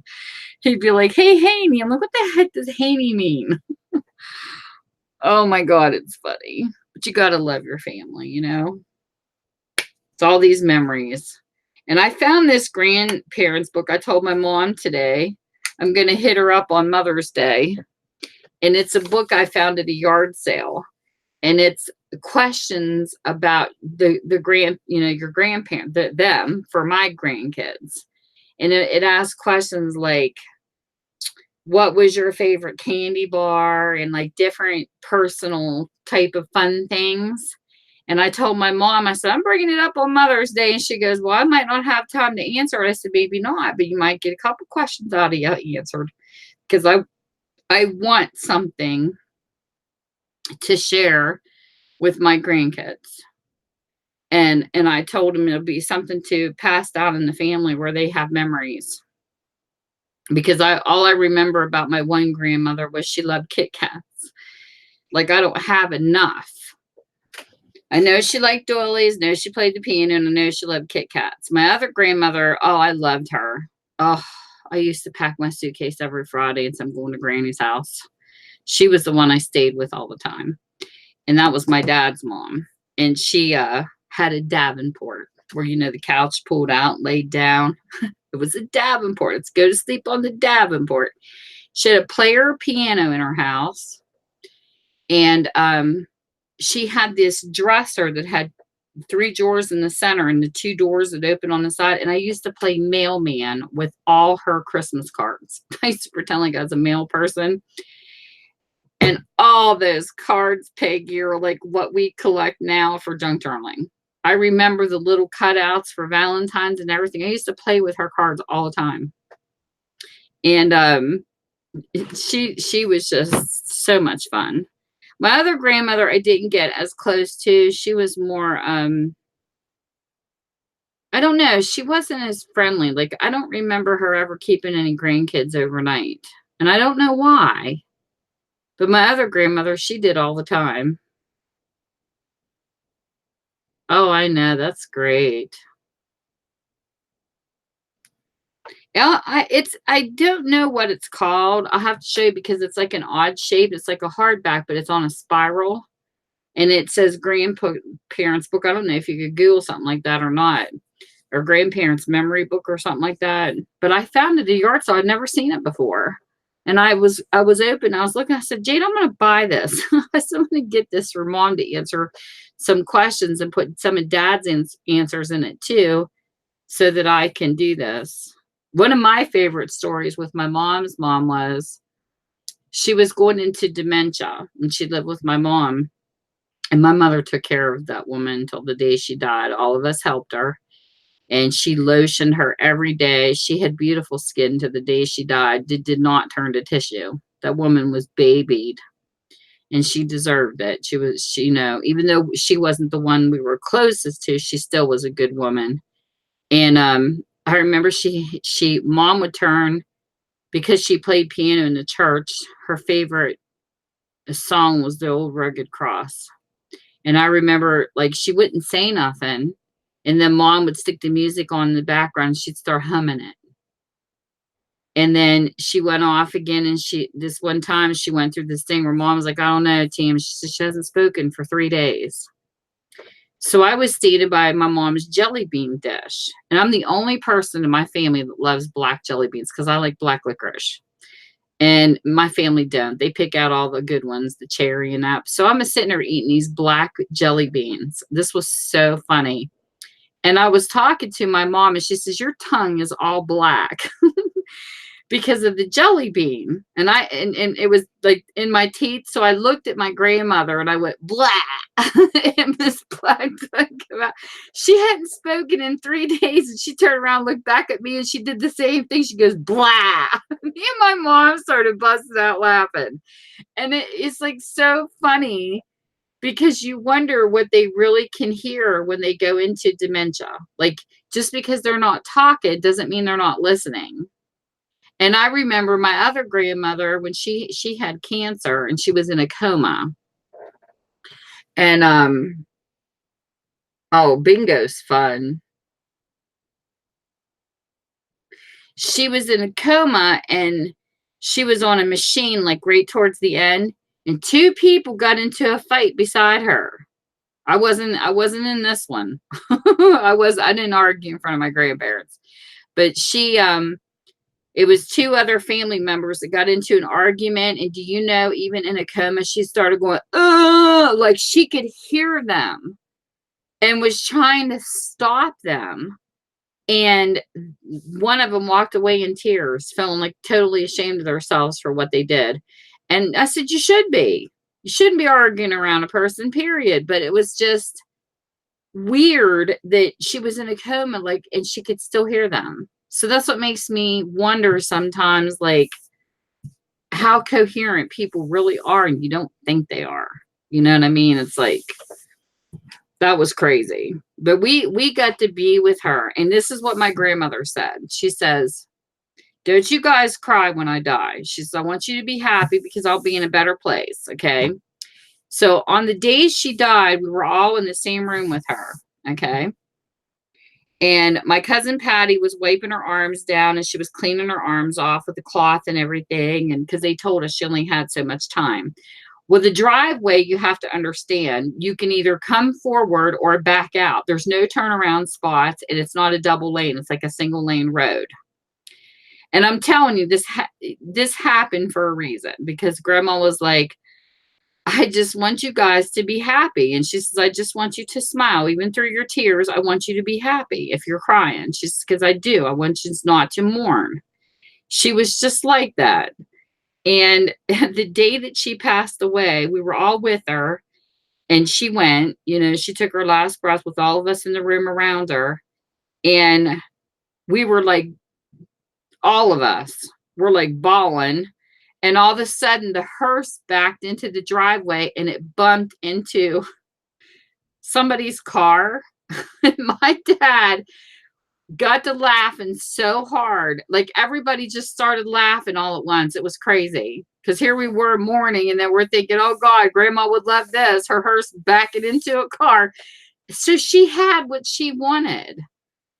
Like, we busted out laughing, and she had that laugh that she wanted. So I think crazy things happen for a reason. I truly do. And just like a friend of mine, my brother's, he hated hats. He would never wear hats.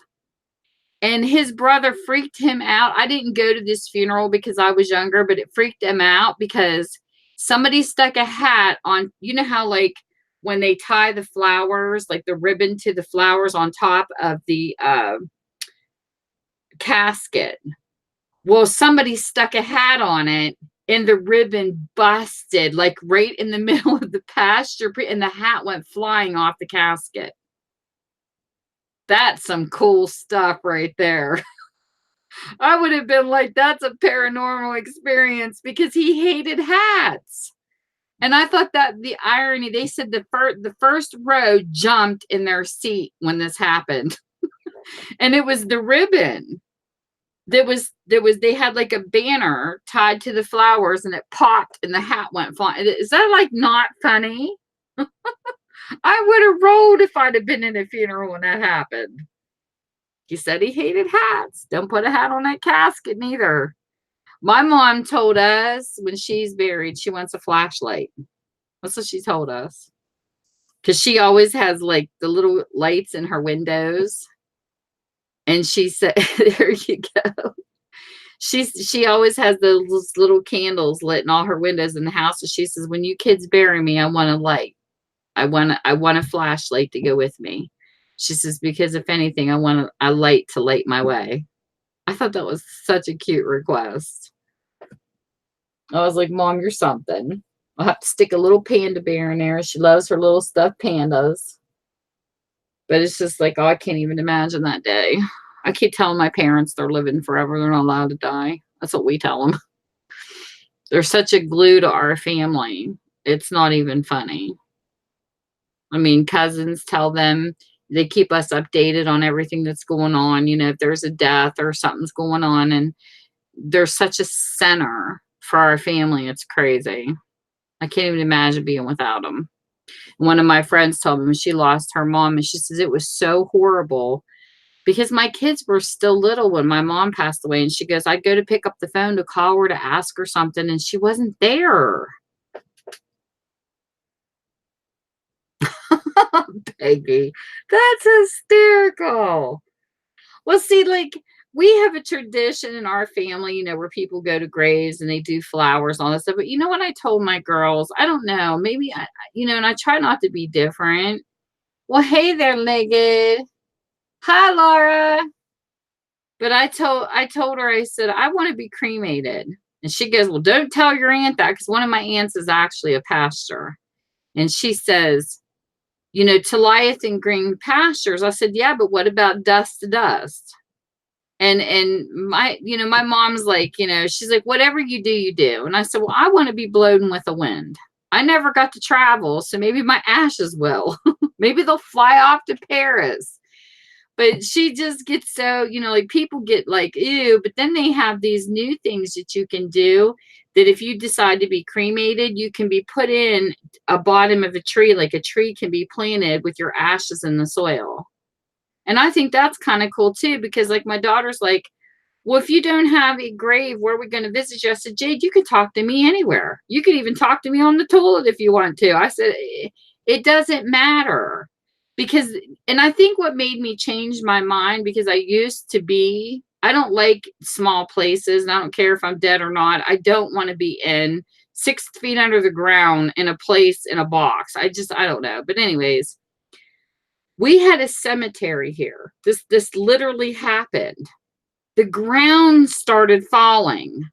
It was it's like not on a hill, like, how can I explain it? It was like on a piece of land, and then they ran highway, and it's like cliff looking, like when you're driving on the interstate and you see them like cliff looking like hills. Well, for some reason, the soil started falling where they, leveled it off. They had to move people's caskets because it was getting in the, where the hill was falling. They were afraid caskets were going to start falling off the hill. That's why I don't want to be buried. I told my kids, that's like freaky. That's like, what's that house where they had to re-bury different families who they had to move them. There was no way out of it.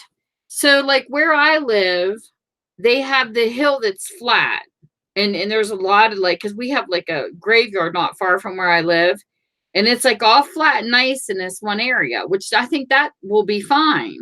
But then as you go down the hill, I don't know. It's looking iffy on the other side. Like, I think the top people will be okay to a certain point, but then the ground starts to slant, and then all of a sudden there's a drop off. Yeah, like poltergeist. And I don't know. I told my husband, I think I'd just rather get cheap and just be thrown in the ashes. I would just seeing this is just freaky. I don't want to be under the ground and take that chance that one day my cast is going to fall out of the ground. But stuff happens because you never know where they're going to run roads. You never know how it's going to feel. It's not like it's even close to the graveyard. I don't think they realized that this was going to happen because it's actually like the graveyard's like clear up here and you can't get to it from this area. Like you actually have to drive up a hill and another road. But what happened is that as they were excavating the part of the land that's by the highway, it actually started hitting into where the graveyard was sitting. And they didn't realize it was going to do that when they put the highway in. Because I guess there was like a bunch of property in between. But as time went by between weathering, because this didn't happen overnight. This took years of like it eroding and like, rocks falling down a hill. And that's what happened. They had to move, I don't know how many graves. I'm like, no, I wouldn't have liked that. Oh, that's awful. That would freak me out. Oh, that would so freak me out. Oh. So, I know they have, he maketh me lie in green pastures, but I don't care. Ashes to ashes, dust to dust for me. I told my kids, I said, if I have the money, what I would like to do is this. I would like you to take some of my ashes and put it in Tennessee. I want some of my ashes put in my favorite park. I want to put them on a map, draw out a map, put the money aside for the road trip, and let them take a road trip of where they're going to put me.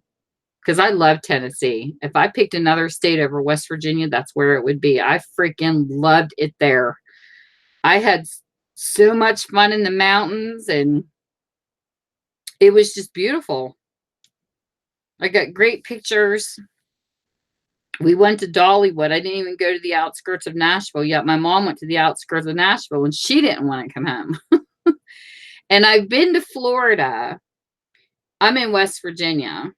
But I've been to Florida, and I was kind of disappointed of all the hype of Florida because, like, I was at the bottom down where Fort Myers was, and to me, it was like swampland. I mean, no offense, but it was like all water. Like, you can't even have a basement in this area. And it was beautiful to visit. And I didn't go to the top of the state. My father-in-law actually lives in the top of the state. And we're thinking about going there to try, to check out the other part of Florida. But I would not want to live where all that body of water is. That's just not my place. I'm not a beach person. I'm more of a cabin by the lake type of person. I like cabins, and I like, like little rowboats where you could go across the little lake or pond. That's more my vacation type of thing. But it was nice to visit Florida. I mean, I had a good time. We went to Fort Myers. We drove clear to St. Pete and got to see some pretty places, but I'm just not a beach person. If it was like during the night, maybe like reading a book or like towards evening or something on a cool breeze, I probably would like to beach, but I don't even like swimming in the beach water. If I went I would snorkel. I mean, if I literally got to scuba dive or something like that, now that would be interesting to me to be able to see the life and stuff under the sea, and I wouldn't have a problem with it. But I just, as far as like swimming in a beach or I don't know, I just think the water's super duper cold. Yes, the mountains are pretty too. I've never been able to ski them. My husband's went to ski once. I'd fall on my tush. But he has a picture when he was in the Navy where he went skiing. He got to see a lot of places. He's been to Italy. He did a tour when he was in the military, and he got to get like, I put a photo album together. for him of like the pyramids and a bunch of different pictures he's got. But I've never been skiing. And we're like, people never guess that I'm from West Virginia because I don't talk like a West Virginian. Like, I live at the top of the state between Ohio and Pennsylvania. So I talk more like, people usually guess me to be from those two states. They never put me in West Virginia. People will say, are you from the middle of the states, or are you from like Ohio? Are you from Pennsylvania? And I said, well, Pennsylvania will probably be, because I've worked in both states. So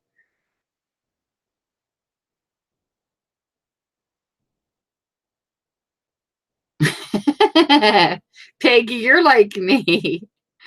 We used to swim in this pond when we, at my favorite park, we had paddle boats. I just mentioned this the other night. And I don't like not seeing what's below the water either. Even though I do like, I've been in streams and stuff as kids, and we used to go camping in places like that. As long as the dirt was settled, you could see. But if, you know, once you swim in it, you get the dirt stirred up, it was kind of hard to see at the bottom of the water. And I don't like that, because when you go to dive in, you don't know what you're going to hit. And I remember we were out in the paddle boats. This one kid got brave, and he thought it was just an open pond. And he dove in and he didn't come up.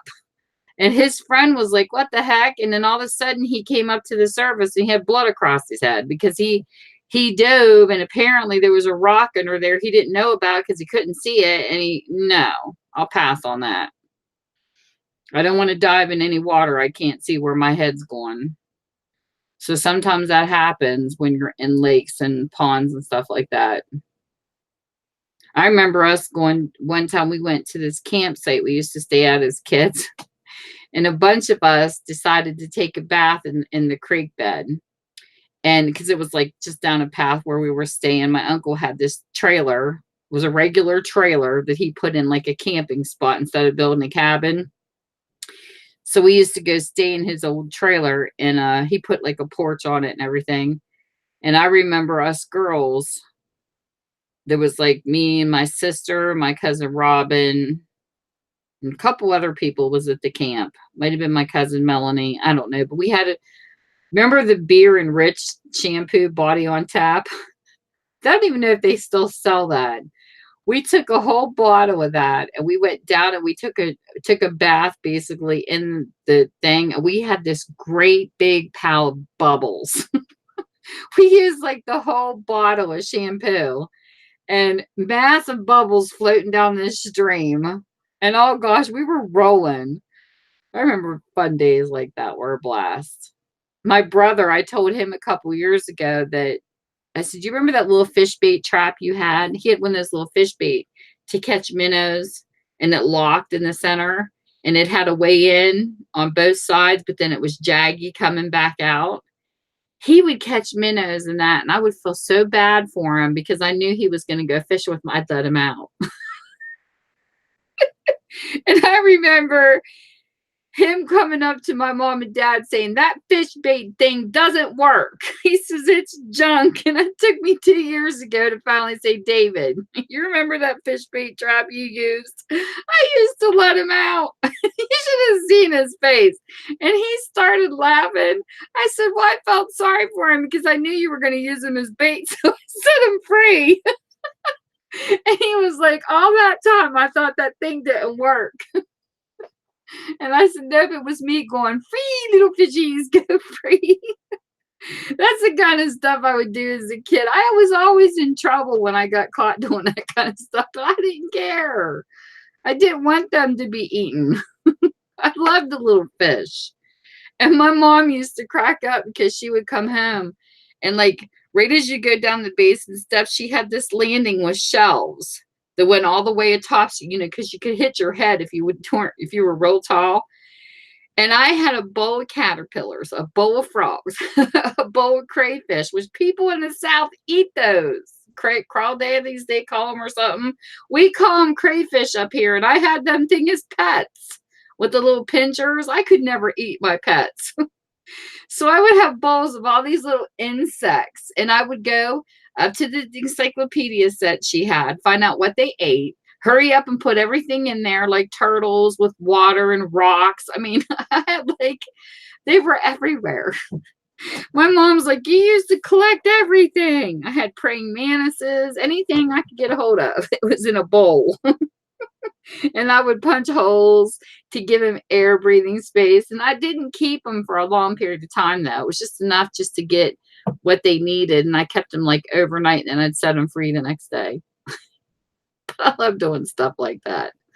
And then when my youngest daughter, I thought she was going to take after me, she caught a frog out in the yard and she stuck it in her sand bucket. Well, she brought it in the house and she showed it to me. And then I was like, okay, you found a bug or, a frog.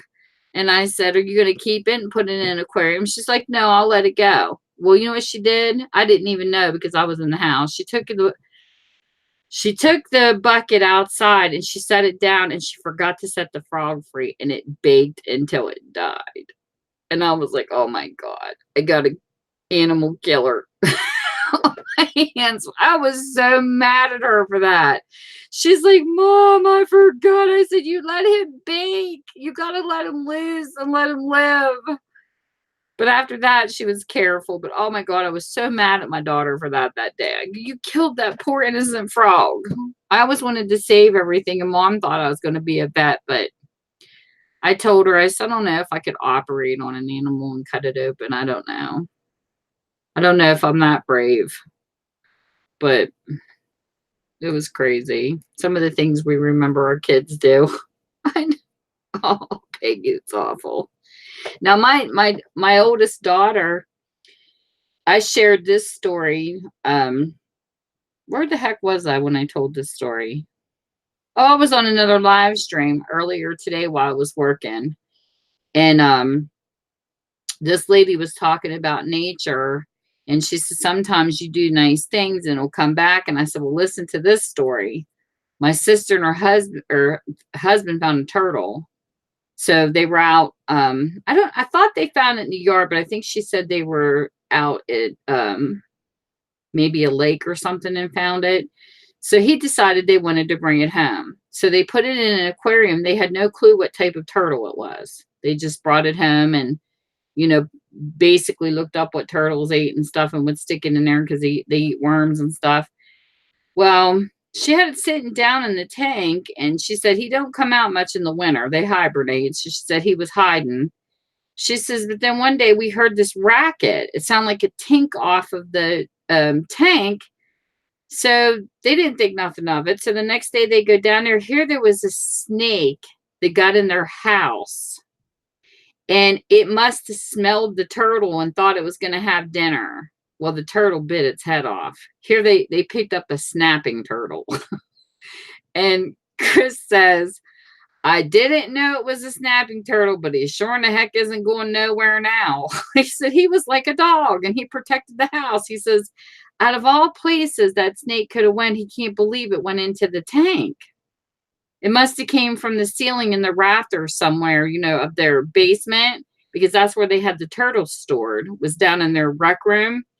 And the snake bit its head. I mean, the turtle bit the snake's head off. I thought that was pretty impressive. I was like, yeah, you better keep that turtle. But he just couldn't get over that. He said, I just could not get over it when I found that in the tank.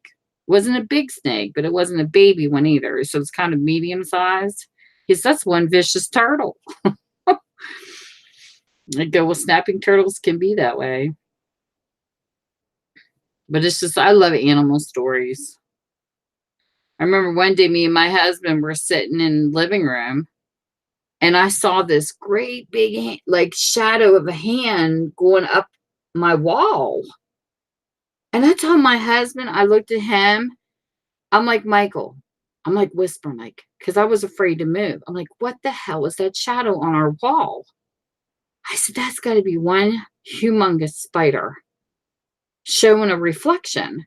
So he's sitting there and he's like, oh my God.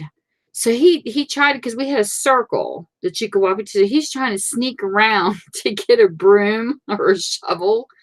And he got a hold of the broom and he come back around and hear what it was.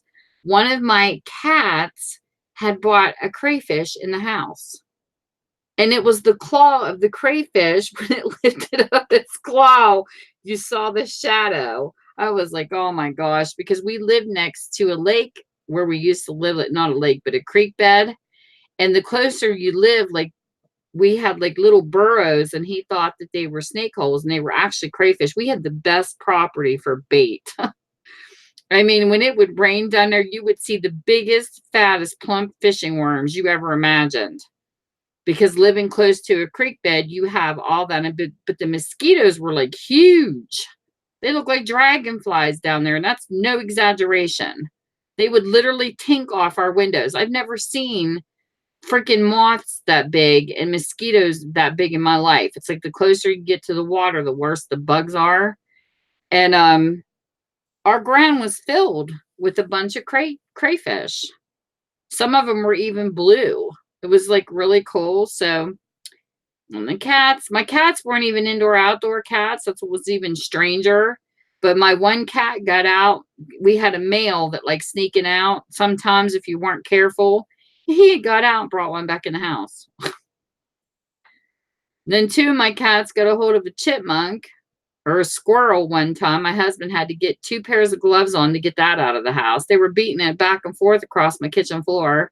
So we had a pine tree outside, and he stuck it in there, and he says, Tammy, it's just sitting there. It's not moving. And I'm like, well, it's probably in shock after being smacked around the kitchen by a couple cats. But we went back out later, and it had taken off. But I was like, oh my gosh. But we never had any raccoons in the house. The only time we ever saw a raccoon where we used to live, he was up in a tree with a potato chip bag. We heard noises. It had grabbed a potato chip bag out of somebody's garbage. It was eating the crumbs out of it up a tree. But I do miss my other property for that reason. Like where we're at now, we don't have the woods around us. We moved away from the water and stuff. And we get like deer sometimes, like up in our backyard, because my neighbor has a garden. But down, well, hey, Marianne. Long time no see, lady. We had, where I lived before it, we had wooded area where we could see a family of deer, and we always had wildlife running around. And we had a squirrel that loved teasing my dog. Like every time we would put her outside to get some fresh air, this squirrel would just tease the heck out of her. You could see it running down the tree and running back up the tree. And I told Mike one of these days, she's going to get it. She's going to get that squirrel. And the closest she got was one time she got a hold of the tail, and all you saw was a little piece of fur hanging out of her mouth. The squirrel got away. But we would stand in our kitchen window. We could watch it. Like when I was doing dishes, I could see the wildlife going on. But here in this new house, we don't have that option. When I do dishes, I look at a wall. I told him that's the only thing I hate about this house is I miss that part of it. We still own the property where our old house was at, and we rented it and moved here. But then the lady we rented it to had a faulty wire, and the house burnt down. So we lost our house that we used to live in and flipped, that we turned into rental property. But it's all good. I'm just glad nobody died in the house. That was my biggest pet peeve. Is I told my husband I would have just been devastated. But she got her kids out and everything was good. So, but we still own the property. Well, I am glad. How is the baby doing? And how is her older sister liking her? Did she get jealous, or was she good with her? My sister, I was told, ran away from home when my mom brought me home. She says, yeah, she says she wanted to be the only girl, and she was 3 when I was born. As my sister and brother 18 months apart, I wasn't actually supposed to be here. My mom had her son and daughter, and she quit, and I came 3 years later, and my sister decided to run away. When I came home, she ran away to the neighbor, said she wasn't coming home. So my sister didn't like the idea of me coming in. Aw. Now, Jade's been pretty good with the twins and the baby. Like they they do pretty good. they're pretty accepting. She's got one twin that, like, Livia doesn't really pay attention a lot to what Kylie does, but Layla's more the nurturer. She's the one that's got the baby dolls and wants to change the diapers. Well, now she like hoovers over Kylie. Like, it was so funny. Jay says, I swear Kylie's delayed in walking because Layla will not let her walk. She keeps picking her up. Well, good night, Jacqueline. You've been here this whole time? Jacqueline made a beautiful journal. I didn't get to watch the whole video yet. I got to go back and finish it. I caught like a certain part of it. And oh my goodness, it's gorgeous. I need to finish watching it because I think I got interrupted. I hate when that happens right in the middle of watching a video, but then I go back and look at it later. But the one that she's got like, what is it? Like a blue old fashioned shoe or boot. I don't know, but it was gorgeous. Oh, you're working on a purple journal. I've got a nature one in progress, a flower one in progress, another one in progress. It's mine. It's blue. I've got a golden book in progress.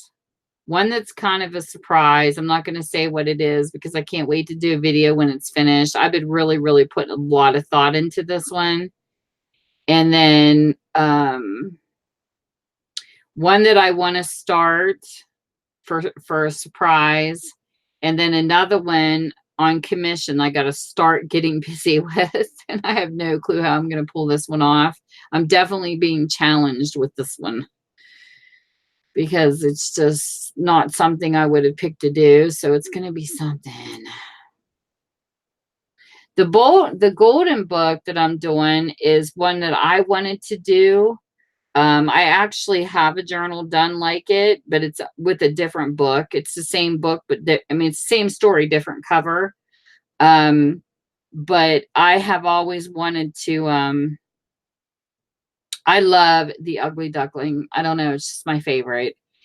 And my analogy of the ugly duckling is, and I explain this to people and I don't know if they get it or not, but the ugly duckling to me resents kind of puberty, because not just because he's not accepted, but because, you know, he's got a beauty that hasn't emerged yet. And everybody's like, you know, the mama ducks looking at him like, this don't look like my kid. But it kind of reminds me of the phases we go through when we're coming into, you know, where we're not so sure of ourselves and we're going through all the hormone changes. I don't know. I just associated the ugly duckling with that. And then once you get past that, you feel a little bit more beautiful and acceptable of yourself, you know, like once you get through those stages. And I don't know. It's just what it always reminded me of. And I just love it.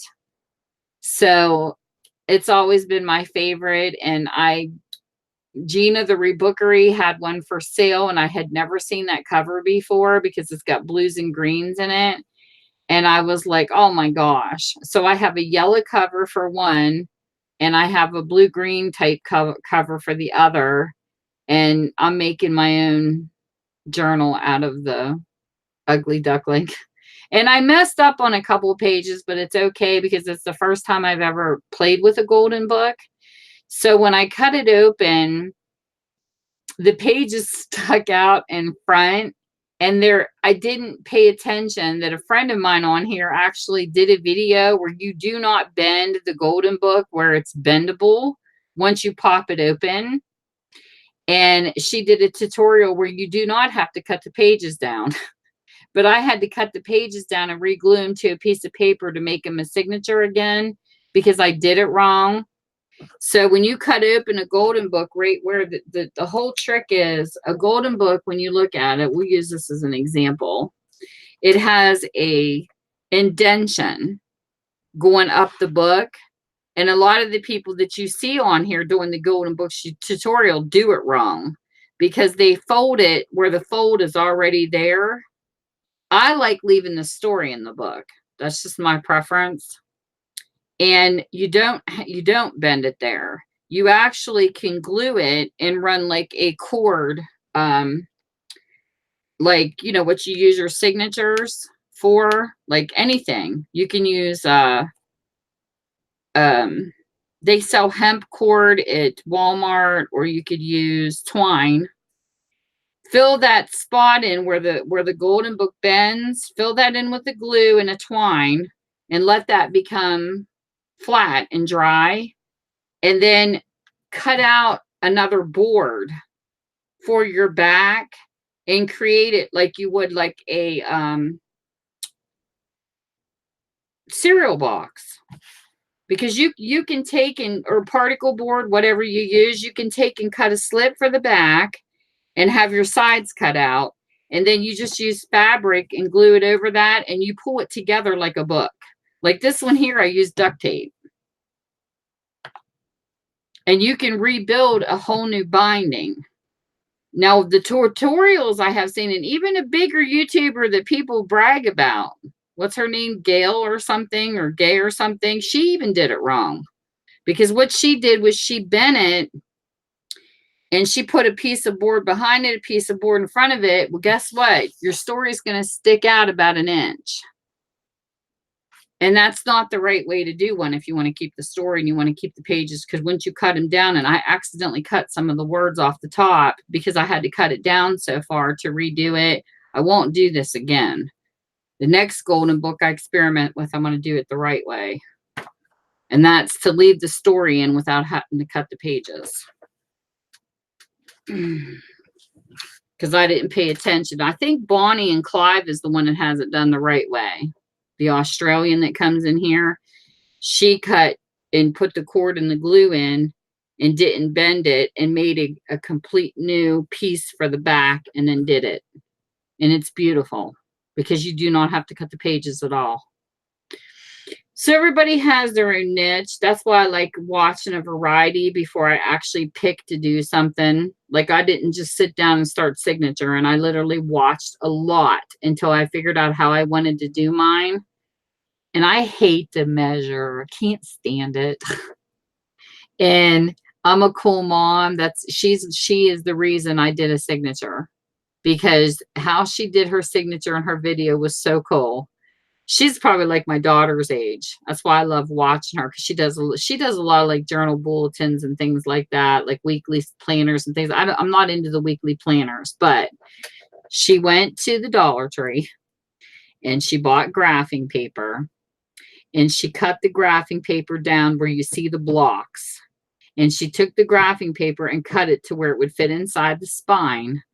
And then she drew the dots without measuring on where she wanted her signatures to go. That's how I roll. A pinch of this, a dash of that. Give me a grid, I'm fine. But to sit me down with a ruler, I'm not much of a ruler person.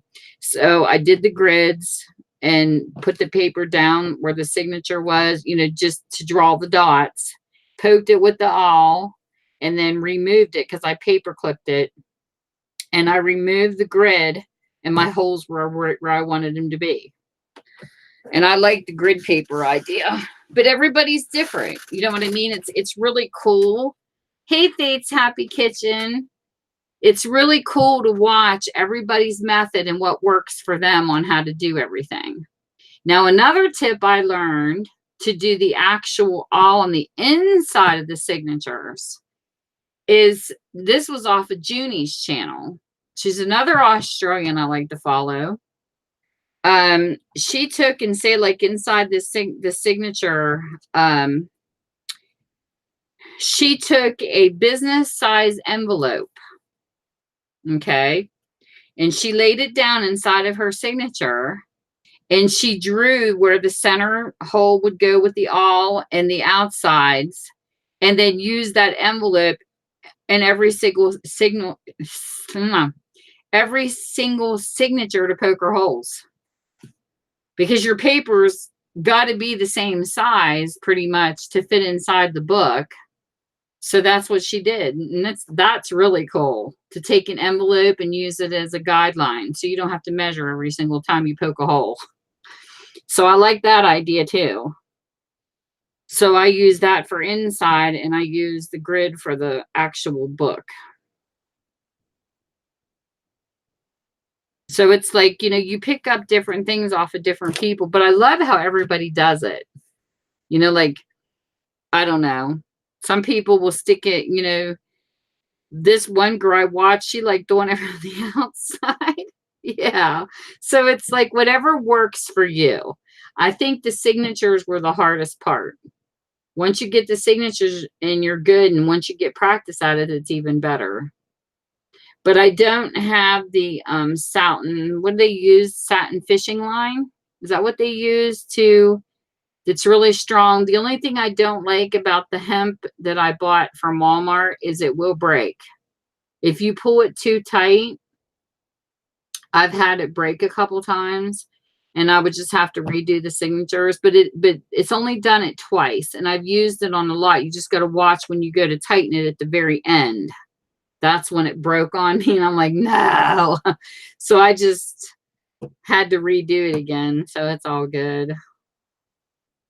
But I like the hemp that they had. I didn't know what I was going to use because I did this one different colors. They had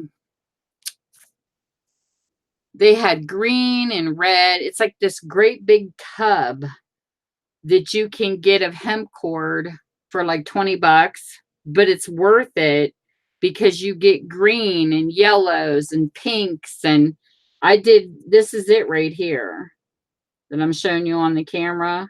I don't know if it's delayed, but it's 4 different colors.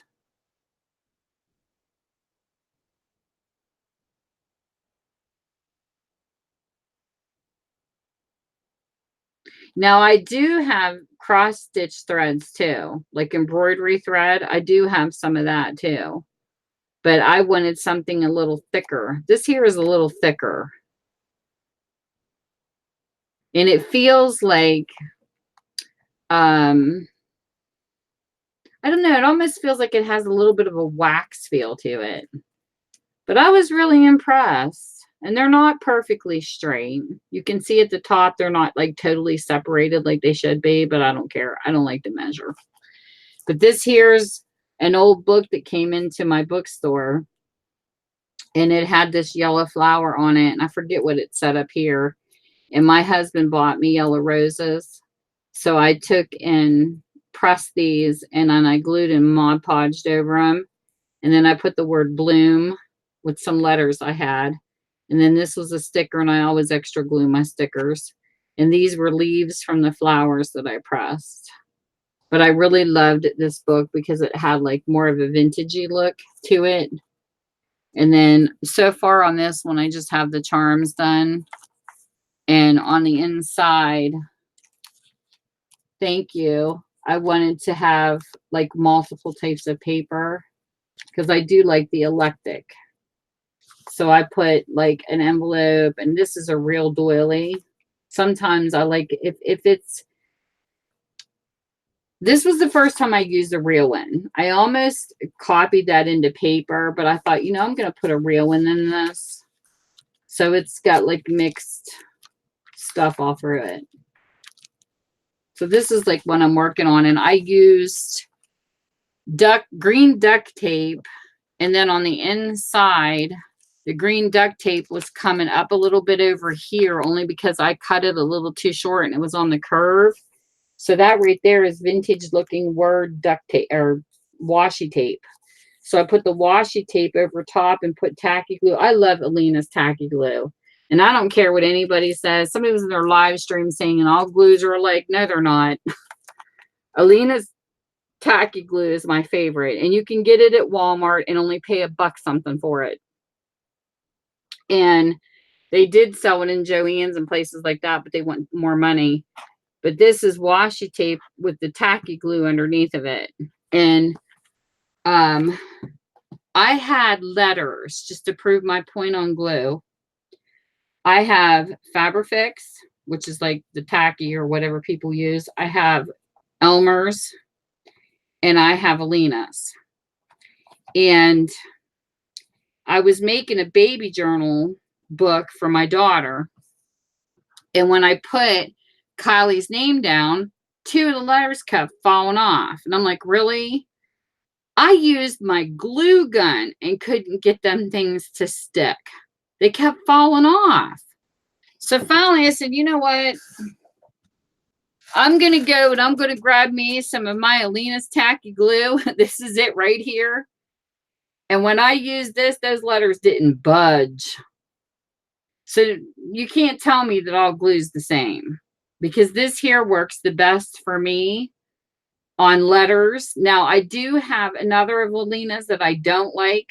The fabric one is too wet. So I didn't care for the Alina's fabric glue. But this one here is amazing for any type of lettering or anything you want to put in front of a book. This will hold it. No doubt. This even outbeat the glue gun, which impressed me. So this is usually what I use for, I'll use Elmer's for like if I'm gluing paper or something like that. But to glue the washi down to hold the duct tape, I use this. And to hold the letters in place on the front of a book, I use this. Fabrifix I actually use for fabric. This here is more for my other stuff. So I swear by this glue. I love it. Love it, love it, love it. And I love it because the tip is not that big, so that if you're trying to get in, I mean, it's not like real skinny, but it doesn't shoot out as fast as other glues either. It's nice. But I've tried different glues. I've been playing with different ones, but this one's my favorite so far. So that one I would definitely keep in my budget. I've got about 5 bottles of it laying around my house. That's how much I love that glue. Now this gesso is the first time I've ever played with gesso. This is a canvas primer. And so far, I'm really liking this. I haven't done a product review on it, but I like doing reviews on products too. So if it's something good and then I know that I will keep buying, I will do a review on it. I mean, even if it's lousy, I still do reviews and I will let people know. But I really like this gesso. So I got this. And I don't mind Mod Podge. I actually have glossy and I have the matte. But honestly, if I want something to have a shine to it, I go with the clear Elmer's or the clear Jot glue that you buy at the Dollar Tree. Hey, Benjamin.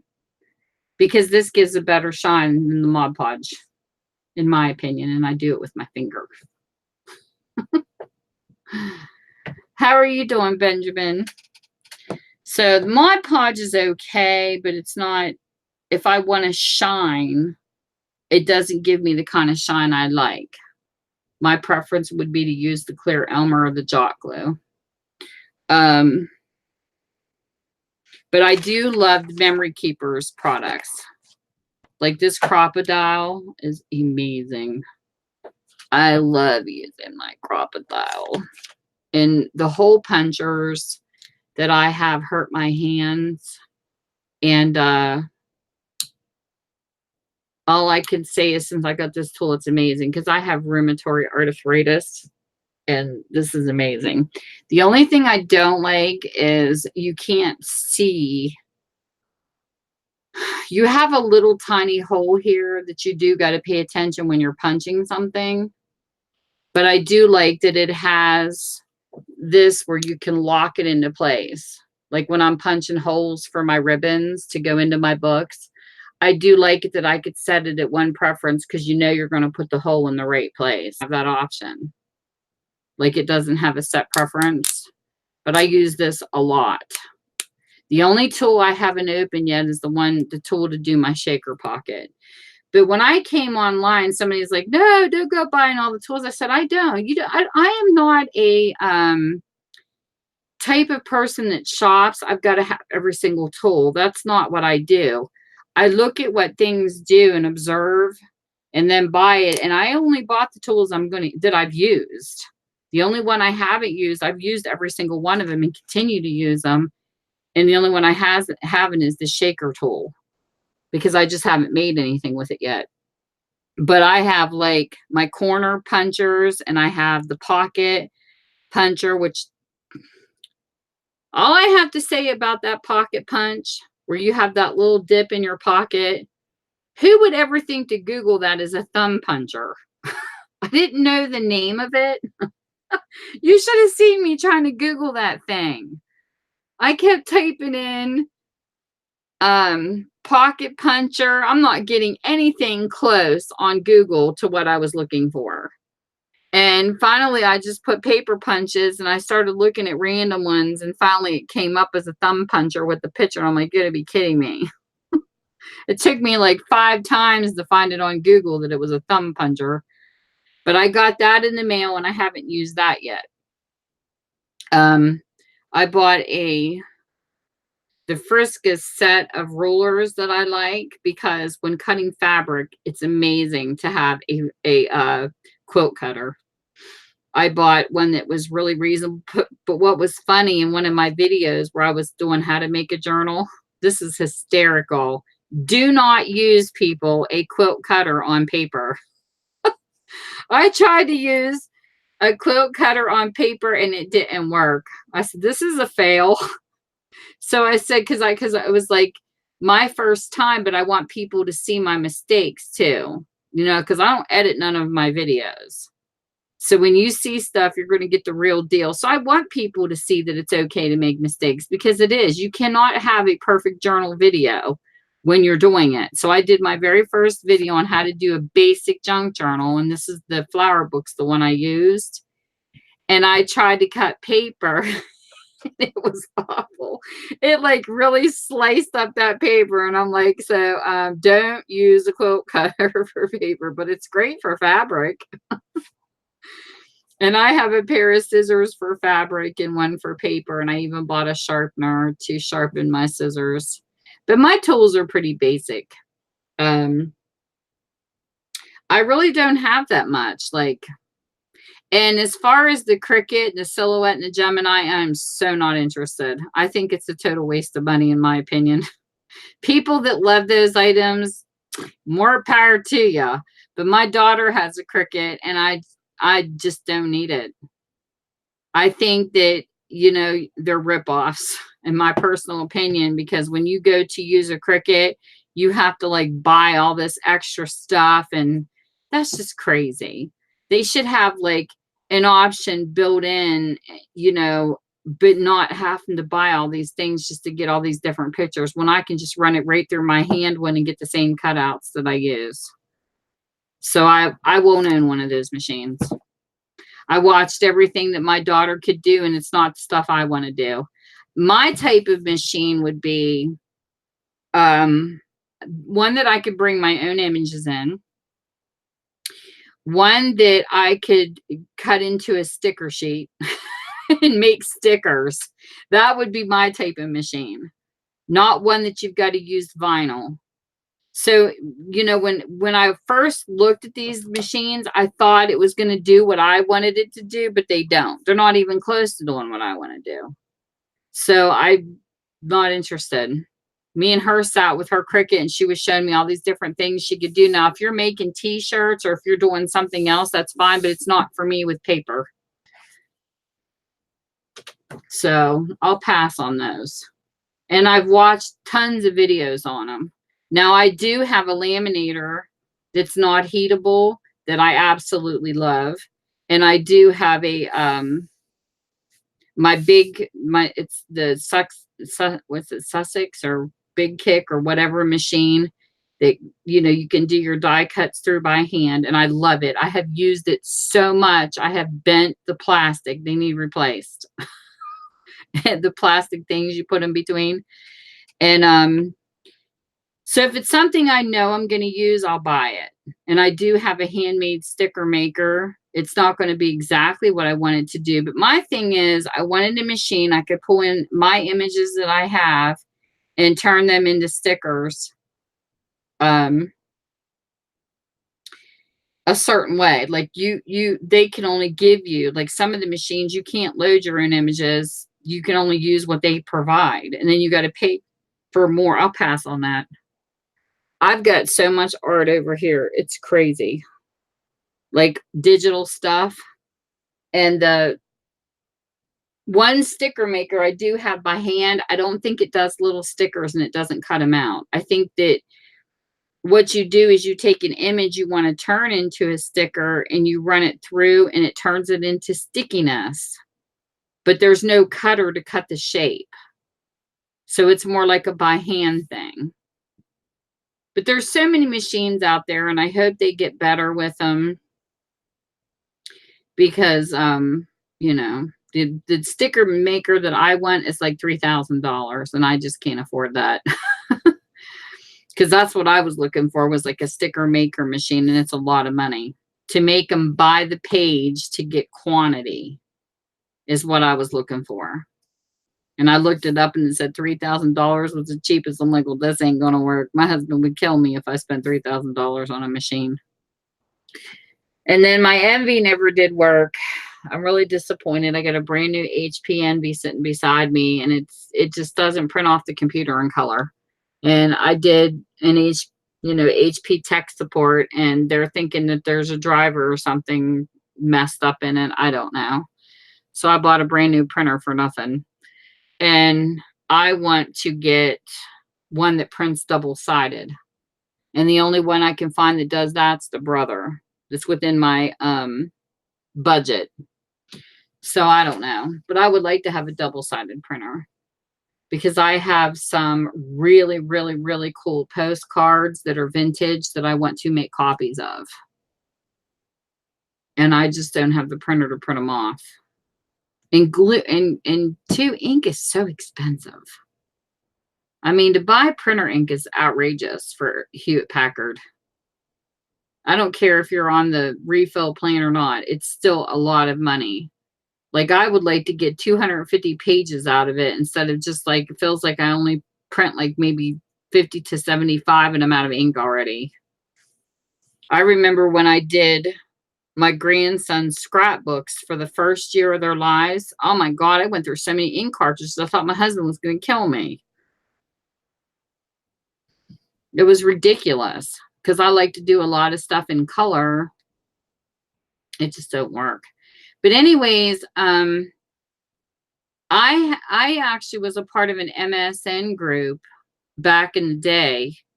And there was a bunch of stores online that made stationery, you know, the kind that you wrote letters on. And they made digital scrapbooking kits. And they shared them with us. The only thing we had to do is, like, say they made up a scrapbooking kit, and then next year we would get last year's. Like, what didn't sell, they would share with us because they were always coming out with new stuff. I've got so much scrapbooking supplies on here. People don't even know. It's digital. It's crazy. And it's like all stored. I got 4 external hard drives filled with art. And I'm talking font styles, you name it. But the bad thing is if you would go to sell it, I don't know how that would work with copyrights, if you would put it in a journal, because the only thing they asked us to do is because we played with it online. We didn't run it offline. We played with games on MSN, and they said if you use it just to put their store link, like, you know, HTTP, www, whatever their store link was, in your picture so that people would know where you got it from. So I don't know if it's legal to use those or not. But I've got tons of colored backgrounds, like all scrapbooking paper backgrounds. Like, they're beautiful for every single holiday. Things that I've never seen anybody have online at the sales or nothing. And I still have everything that we used to play with. But it's just sitting there because I really don't know what to do except to use it as my personal use, because I don't want to get in trouble for stuff. Because I don't know what's what they consider copyrighted, even though they gave it to us. So I don't know, because it was never to make money off of it. We just played games with them. Because we used to design tags and then play games like the last word and stuff like that. It was fun. And but I've got beautiful fonts. Oh my God, the font styles I have would make you freaking cry. They're so good. Because what they did was they opened up a Gmail account and they did a group share. So we had people from all over the world sharing in this one mail, but we would get it. Like, it was nothing to get my mail filled up with 10,000 emails. And I'm not kidding. It took me years, 3 years to get through one of my email accounts. I have stuff posted clear back from 2008, still in one of my emails because I haven't had a chance to go through and finish. Because that's how much stuff they shared.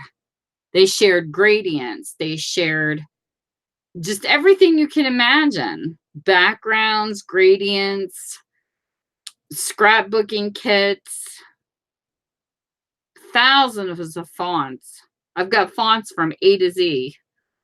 And some of the fonts are so freaking cool. Like this one set of fonts we have. I don't know where it's at. I couldn't tell you. But it actually has flower vines around the letters. All these fancy fonts these people are playing with in the virtual world, I have all of them and more. I have one that costs $20 just to get, but I changed the name of it because I don't know what happened.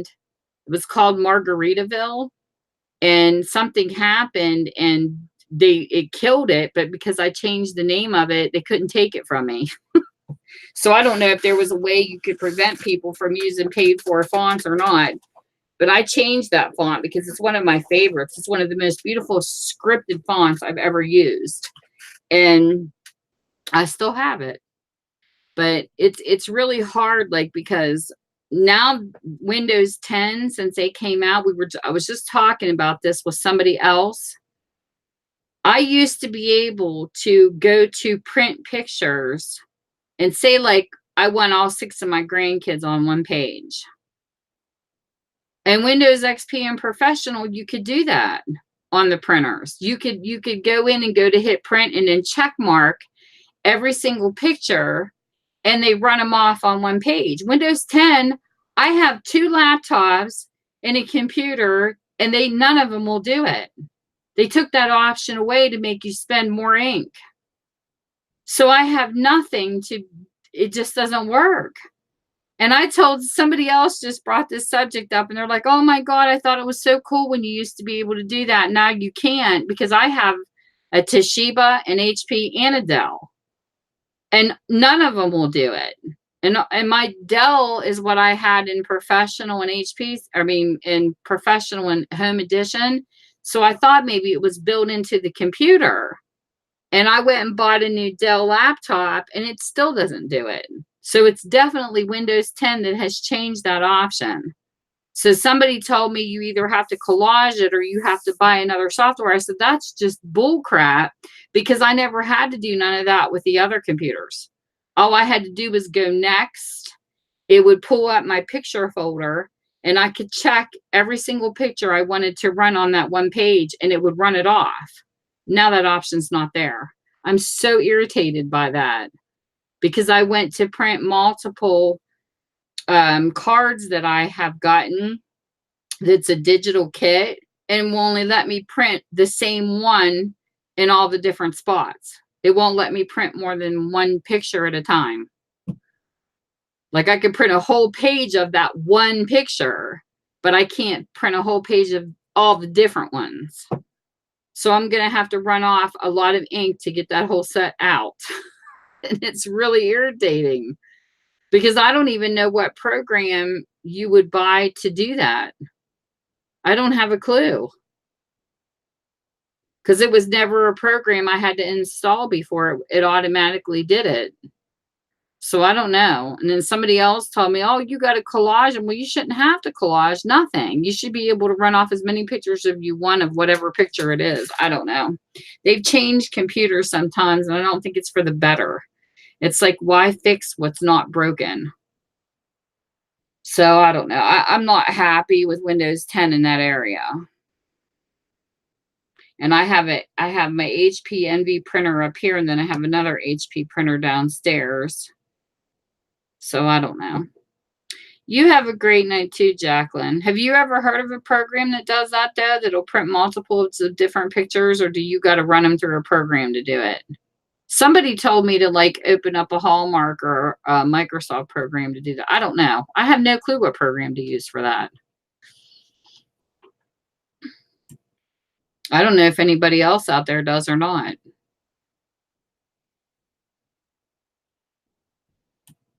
I don't know.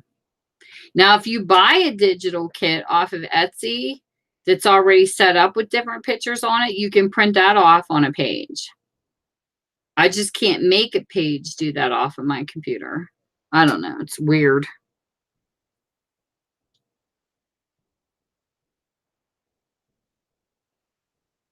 See, and we didn't. Before, we didn't have to do that.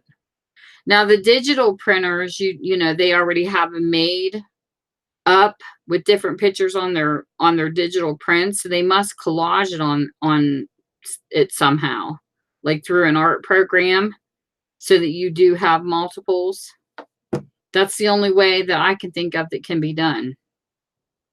All of my printers always did it. That's what I find it like really strange that these new ones don't.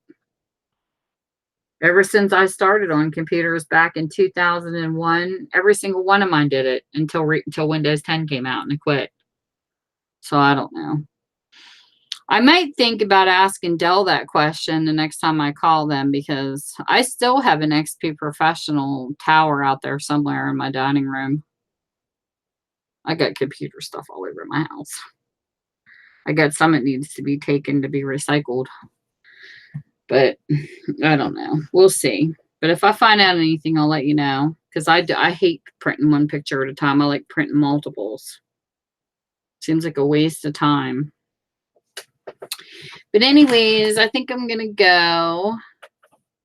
I think I'm buffering. Hold on.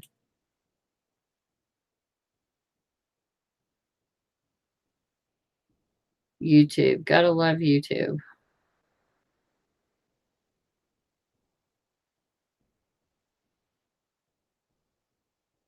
Am I still buffering? I see myself on Google Hangouts and everything is fine, but on regular YouTube Live, it's not fine. It's buffering. But yeah, I'm going to go for the night. So there it goes. So you guys have a good one. And thanks for coming and stopping by and hanging out with me.